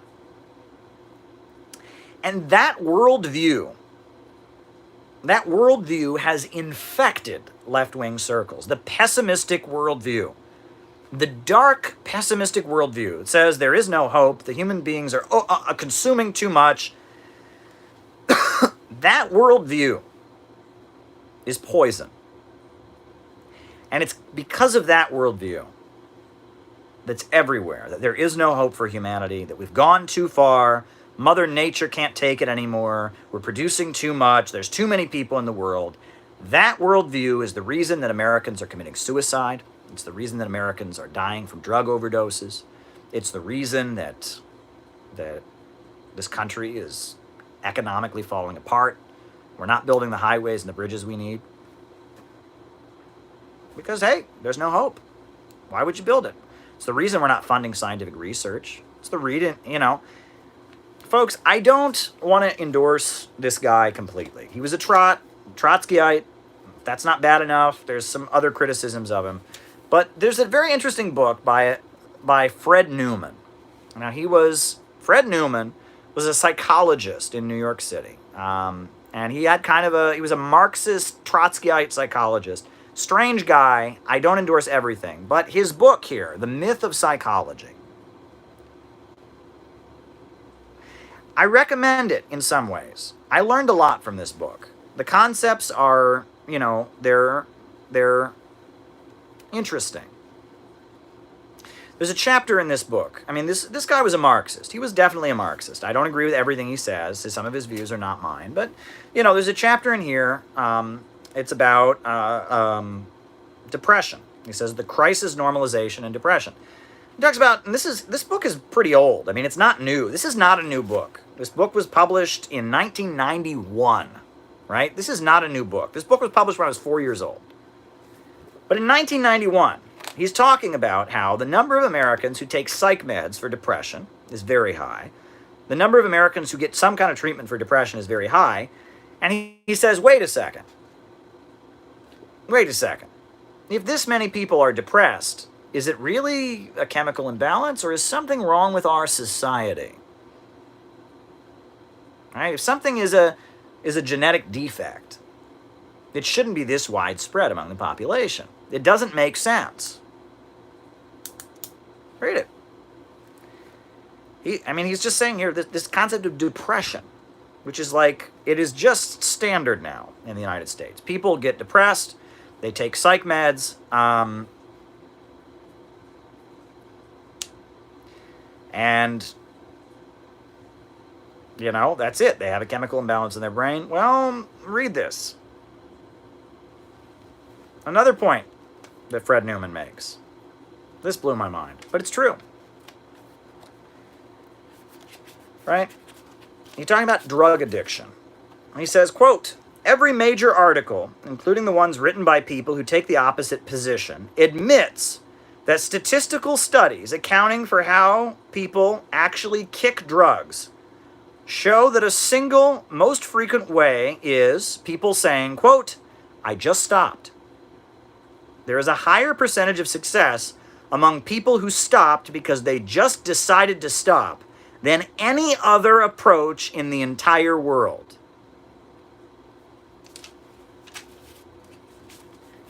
People that are drug addicted, the main reason they stop using drugs, the main reason people stop being drug addicts is because, quote, I just stopped.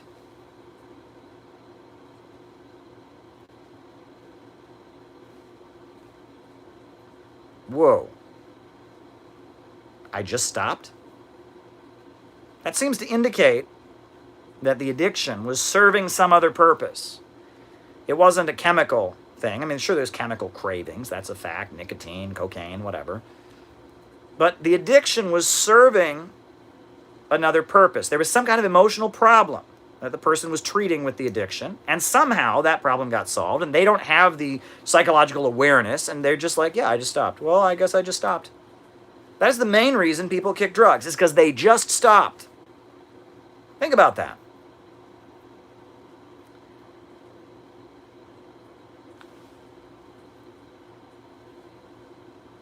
Pessimism has infected our society. It is a disease, and it comes from the top. It comes from the ruling class, from the ultra-rich. There's no reason to get up in the morning. Right? There's just too many people in the world using too many resources. You're a useless eater. You're a drain on the human race. You're polluting by your very existence. Your carbon footprint is too big. There's no reason for you to exist.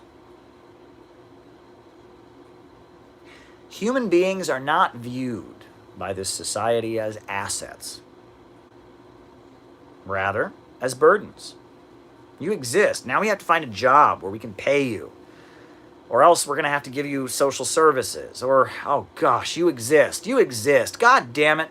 The rulers of our society, every time a baby is born, they go, oh shit, another one of them. Oh God, what are we going to do? Damn it. Another one of those useless eaters was born. Do we have a job for him? Oh God, are we going to have to give him social services? He's going to get food stuff. Shit, another person was born. This is demented. Do you think in the Roman Empire, as bad as the Roman Empire was, it was awful. Awful. In so many ways. But do you think the Roman Empire, every time a Roman baby was born, Julius Caesar sat there and went, oh shit, another Roman's born. What are we going to do? Oh, this can't happen. Do you think Alexander the Great, back in ancient Greece, was sitting there and, another Greek baby is born. He's like, oh God, another Greek. What are we going to do? Another Greek. I mean, we can't have this. What are we going to do? Do you think Confucius, back in ancient China, was sitting there, and another Chinese child is born and he goes, oh crap, another Chinese, what are we going to do? Oh, we can't deal with this. What are we going to do? What are we going to do? What are we going to do? What are we going to do? No. Come on. A healthy society views people as an asset. Because people, human labor, is the source of all wealth, and human creativity is the source of all great advancements in human history. Humans invent things. Humans create electricity. Humans dig the coal. Humans drive the trucks. Humans do shit. You can't do anything without human labor, right? Machines can only do so much, but human labor is absolutely necessary. And you don't get machines and technological advances without human creativity. Human beings are awesome. Human beings are amazing. Will the Middle East recover? Human beings are the best.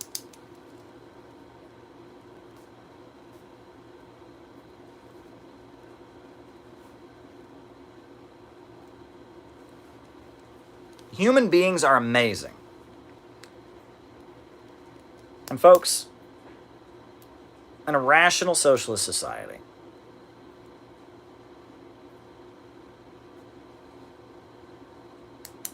fusion reactor experiment, 2013, Japan. Japan. Yeah, I'm all for it. Can't say much more about it. In a rational socialist society, we would say, thank God. Thank God a human being was born. We would see every child born in the United States as an asset to the country. And we would find something useful for them to do. And we would put them in an educational system that unleashes their talents and their creativity. And we would send them out to do great things. And it wouldn't simply be giving, it would be an obligation. Every person would understand that they have an obligation to society. They would have an obligation to human civilization. There's something beautiful in China, something absolutely beautiful in China, right? Not everything in China is good. One thing in China I learned is, you see those pictures of kids in China with their red scarves. You ever see that? And they wear the red scarves. They're the young pioneers. They're like the young communists, right? On the first day of kindergarten, they give all those kids. Someone already asked. I'll get to that. The first day of kindergarten, they give all those kids their red scarf. And they show them the Chinese flag. And they say, this red scarf that you're wearing around your neck as a young pioneer, as a young communist, this is your little piece of the Chinese flag. And they tell them that they have been born into a project that's 5,000 years in the making, called Chinese civilization. And the red on that flag stands for the blood of all the people who died in the Chinese Revolution, died fighting the Chinese invaders, or the Japanese invaders, sorry, misspoke. All the people who died fighting the Japanese invaders, all the people who died in order to make modern, new China.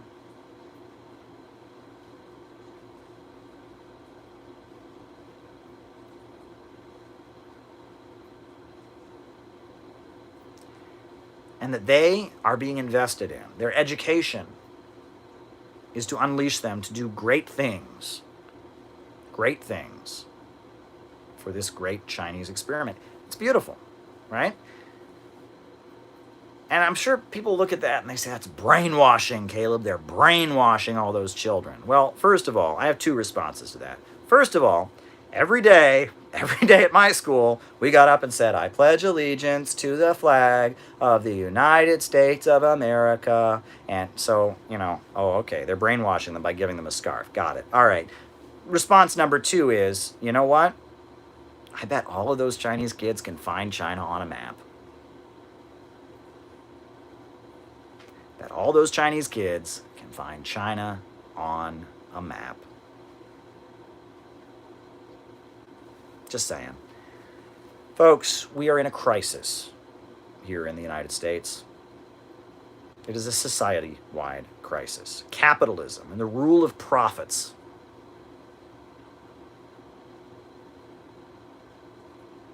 is leading us toward disaster. Right now, more than anything, we need a government of action that will fight for working families. We need popular power to control the profit system. We can't have profits in command any longer. We need a government of action that will fight for working families. I have many times put forward 4 steps that would transform the United States. Number 1, a huge construction program. Rebuild the country, rebuild the roads, rebuild the bridges, rebuild the crumbling universities, rebuild everything. Mobilize the young people, hire the unemployed to start rebuilding America. Construct a whole new country. Step number 1. Vast, huge public investment in infrastructure and reconstruction of the country. Step number 2, public control of our natural resources. America's coal, America's timber, America's natural gas, America's oil should belong to the people of the country. The profits from our natural resources should go into the public budget. They shouldn't go to enrich people with names like Rockefeller and Carnegie and DuPont. Step number 3, banking. The banking system and the lending of money should be under the control of the state. The state should control the lending of money. No more private credit card companies. No more private business loans. The state should have a monopoly, and so it can control the flow of credit and plan out the economy by controlling the lending of money.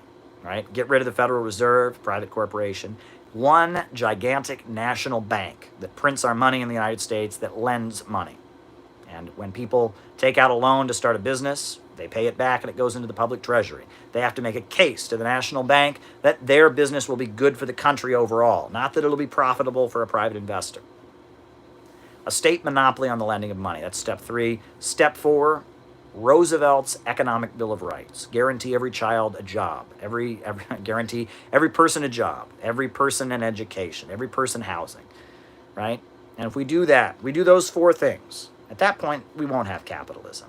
If we are planning out the economy, rebuilding it, controlling our natural resources, controlling our banking system, it'll only be a matter of time before the entire economy is centrally planned. That would be a government of action that would fight for working families. And that is what we need right now. We need a government of action to fight for working families. We need a government of action to fight for working families. We need a government of action to fight for working families. Right now, we have a weak, pathetic government. Yeah, Donald Trump thinks he's tough, kicking around protesters. But Donald Trump's weak. His response to this pandemic has been pathetic. Right? He's not even capable of shutting the country down to stop the infection rate. Trump is a weakling. He's a pathetic, pathetic ruler. He's begging, every day he's bowing before Sheldon Adelson and Betsy DeVos and the Koch brothers. Please help me get reelected. Please don't let them impeach me. Oh, please, I promise. I can deregulate more things. I killed Qasem Soleimani in Iran. I'm threatening Venezuela. Please let me be reelected. Trump wants to look so tough. He is a pathetic pathetic president. He's pathetic. Right? The country is going to hell. Mass unemployment. A pandemic came along and he fell on his face. Donald Trump is pathetic. Pathetic. He said he was going to stop wars, and he's escalated with Venezuela. He killed Qasem Soleimani, almost starting World War III in Iran. Right? It's like he says he's not going to get us more involved in the Middle East, and then he moves the U.S. embassy to Jerusalem. Right? I mean, Trump is pathetic. Trump is pathetic. We need a government of action, a government that will actually get things done. And not a government that'll beat down poor people, not a government that'll beat down people deemed to be inferior, not a government that'll go out on the streets of Portland and grab protesters and shoot munition, rubber bullets at them. A government that'll kick the ass of Wall Street. A government that'll kick the ass of the military-industrial complex. A government that'll kick the ass of the big bankers and billionaires who've been looting this country for years. That would be a strong government. A government of action that would rebuild this country. A government that would seize control of our natural resources. A government that would control our banking system. A government that would make sure every child in this country had education, health care, all the things they need to survive. That is what we need more than ever in this country. And we can do it. We can very easily do it. We need a government of action to fight for working families. We don't need pessimism. We don't need hopelessness. We need optimism. We need people to believe in themselves again. We need people to believe in the future. The synthetic left offers you hopelessness, suicide, primitivism. That's what they've got for you. The right wing offers you hate, bigotry, bullying, and cowardice. The cowardice behind all of that. The right wing are only capable of hating people that are weaker than them. They can't hate the rich and powerful. They can't hate the big power of the military-industrial complex. They can hate low-income people. They can hate people that are, that's how the right wing is. They're too scared to have resentment against the rich and powerful. Meanwhile, the synthetic left is a death cult. The synthetic left is a Malthusian death cult. They love chaos. They love destruction. They love breaking shit. They love, tearing people down and calling them racist and sexist and homophobic on Twitter and giving their mom and dad the middle finger and it's teenage edgelord, childish, pathetic stuff. And it's based in the Malthusian narrative, right? It's going to be a big ecological disaster, and so everyone needs to be poorer and, You don't need the synthetic left. You don't need the right wing. You need socialism. Real, old-fashioned, Eugene V. Debs, Gus Hall, William Z. Foster, Huey Newton socialism. That's what you need, folks. That's what I'm trying to give you. I'm doing the best I can. That's all I can do. And that's why you all listen to me. So, folks, before I go, I do have to answer. Someone asked about the one-child policy and population control in China. I don't have the answer to that.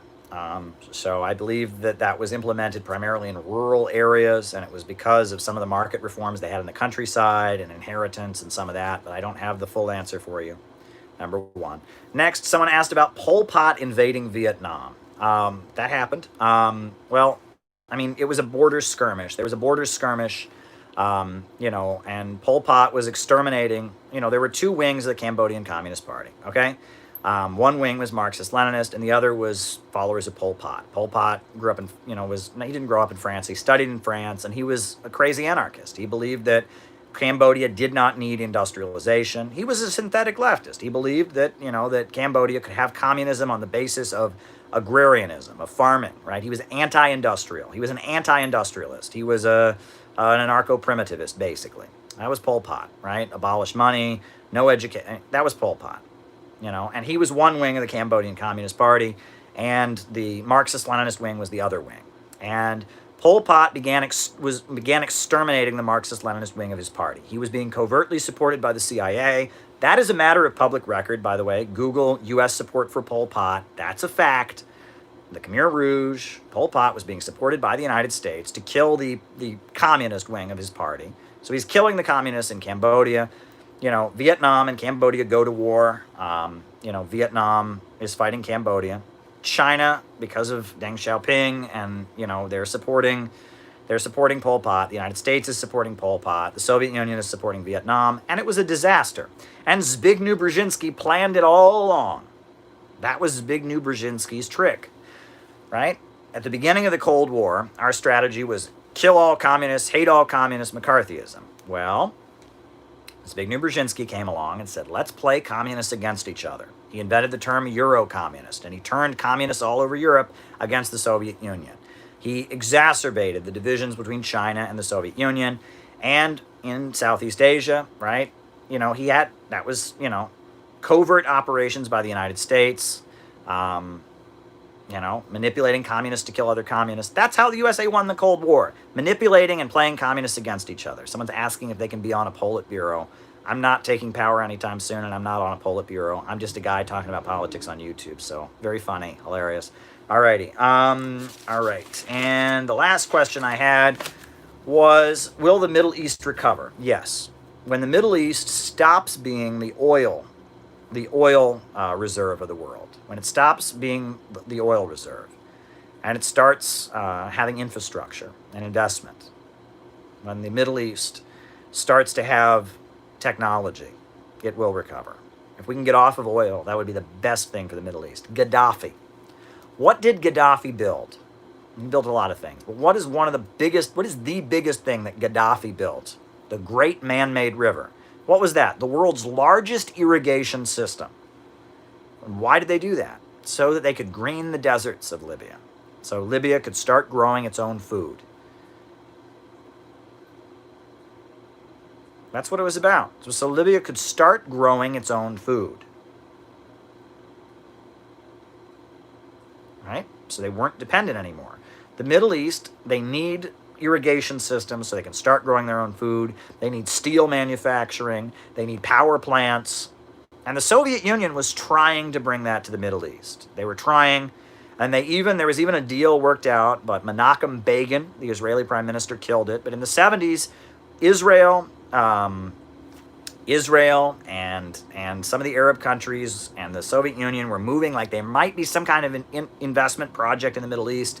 And Menachem Begin came into office in 78, and he killed it. And the Ba'ath countries were working with that. I mean, what's the biggest power plant in the Middle East? It's in Egypt. It's the Aswan Dam, built by the Soviet Union in coordination with Abdel Nasser, the Arab socialist leader, right? And that, yes, if you want to see peace in the Middle East, get them out, make them something more than the world's oil reserve. Industrialize the Middle East. Build infrastructure. That's what Iran is trying to do. That's what Syria is trying to do. That's what Iraq was trying to do. That's what Gaddafi was trying to do. And the governments that the USA targets in the Middle East are the most progressive, the most modern governments. That's a fact. The Saudis, the primitive autocracy that cuts off people's heads, the USA loves it. Bahrain, United Arab Emirates, the Hashemite Kingdom of Jordan, Kuwait, all these autocratic, backward monarchies that torture people and behead them and don't have any free speech or don't even have elections because their leader is picked by hereditary monarchy. Those are the ones the USA loves in the Middle East. Who does the USA target in the Middle East? The Syrian Arab Republic. I'll answer that. Syrian Arab Republic. The Syrian Arab Republic. The Islamic Republic of Iran, the Republic of Iraq, the Libyan Islamic Socialist Jamahiriya, right? All the countries that are trying to modernize, trying to have a higher level of human rights, trying to improve things for the conditions of women, those are the countries the USA attacks while it props up Saudi Arabia. That's a fact. Now, will the United States lag behind China and its investments? I sure hope not, but that seems to be what's happening. I mean, we don't invest in science anymore. What? Use government money to, like, hire scientists? Why would we do that? Right? Why would we do that? Why? I mean, it's pathetic. It's really, really pathetic. Folks, it's really common. Libertarians will say that, oh, the private sector invents everything. I'm talking to you over an iPhone right now. I wish I was talking to you over a Huawei phone, but the Trump administration has made sure I can't buy one. But folks, the first mobile phone was invented in 1957 by Leonid Kaprianovich in the Soviet Union. A government employee in the Soviet Union invented the mobile phone. Furthermore, the screen that I am looking at on the mobile phone is an LED screen. And the light-emitting diode was invented in the 1920s in the Soviet Union by a government scientist. Even in the capitalist countries, government funding is the primary source of technological and scientific innovation. That's a fact. Libertarians are lying scum, okay? They're lying scum, right? When the state has no obligation to do anything, the state just sits back and, hey, government's best, the government's least, folks. You're on your own. We're the government. We're not going to do anything. We're not going to take care of people. We're the government. We don't do that kind of thing. What do you think this is? That's when civilizations fall. That's when civilizations fall, folks. I mean, folks, take a look at the Sistine Chapel. Take a look at the music, listen, rather, to the music of Bach and Beethoven. Look at the plays of Shakespeare. Was that created by the free market? No. No, no. It wasn't.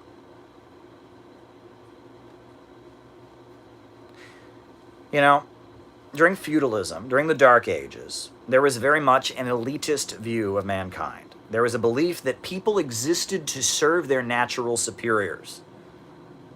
Commoners existed to serve the king. Serfs existed to serve the nobles and the lords, the landowners. People existed to serve those above them. But starting in about the 1400s, there was a shift in how people saw the world. It was the science that had come from the Middle East, largely brought by the Knights Templar. It was alchemy and the alchemists. They were organizing kind of their mystical stuff and early chemistry and underground. And, gradually in the 1400s, up into the 1500s, 1600s, and 1700s, there became a new conception of how rulers should operate. The notion was that human beings did not simply exist to serve their superiors, but rather the leaders had an obligation to serve the people. Read the Treaty of Westphalia. Suddenly there became an understanding that the government, the state, had an obligation to serve the people. Read about the Tudor monarchy. That's where Shakespeare's work began. The Tudor monarchy had an understanding that they needed to build schools. They needed to teach people things. They needed to build government roads. Right? Look in Germany, Bach. Look at the Sistine Chapel, Leonardo da Vinci. The government decided it had an obligation to serve the people. That the leaders had an obligation to lead. People didn't just have an obligation to follow the leaders, but the leaders had an obligation to do a darn good job leading. And that changed the course of human history. It was a revolution in how mankind was viewed. People were not property. People were not animals. Rather, they were capable of something higher. And the government, the state, the leaders had an obligation to make people better, to build things, to construct things, to advance human progress, to make the population smarter, to find artists and scientists and intellectuals, to build roads. All of this was a huge game changer in human civilization. But now, that feudal view of mankind has returned. Right? The Rockefellers, the Carnegies, the DuPonts, the Malthusians, the way they view the world is just the same as that old feudal mindset. They're the lords, and we're the serfs. Our obligation is to exist to make profits for them, or we don't need to exist. There's too many of us. We're breeding too much. They need to control our population. They need to give us shiny little phones to look at so we're not thinking too much. They need to not give us a good education because then we'll know too much stuff. It doesn't matter if we can't find our country on a map. They need to kind of condition us to get used to getting things a little bit less. You need to stop consuming, right? And you don't really need roads. Who needs that? This is that old mindset, that old feudal despot mindset returning. Modern capitalism began, the overthrow of feudalism began with the progressive-minded leaders, with King Henry VIII, with leaders in Germany, with leaders in Italy who started, believing in human progress, and they unleashed the forces that eventually destroyed feudalism. That's how capitalism began, with an optimistic worldview. But that optimistic worldview has been usurped. Now that capitalism is an outmoded system, the top dogs of capitalism, no longer believe in human progress. Instead, they believe that people are useless eaters, there's too many of us, they want us to be stupider, that the whole world is going to hell, human progress might lead to them being usurped. So, here we are. It's time for another renaissance. We need another renaissance. And it's happening in Asia. It's happening in Russia. It's happening in China. I've seen it. I've been there. I've been in the rooms. I've seen what's happening. It's a golden era in Eurasia right now. It's a golden era, what they're doing with all the construction that China is doing with the Belt and Road. They're doing it. They're having the renaissance is happening. This is just happening on the other side of the world. And our leaders are too busy trying to crush it with sanctions and wars and attacks. The Renaissance is happening on the other side of the world. Our civilization's falling apart. We're crumbling. What are we going to do about it? What do we do about it? Well, we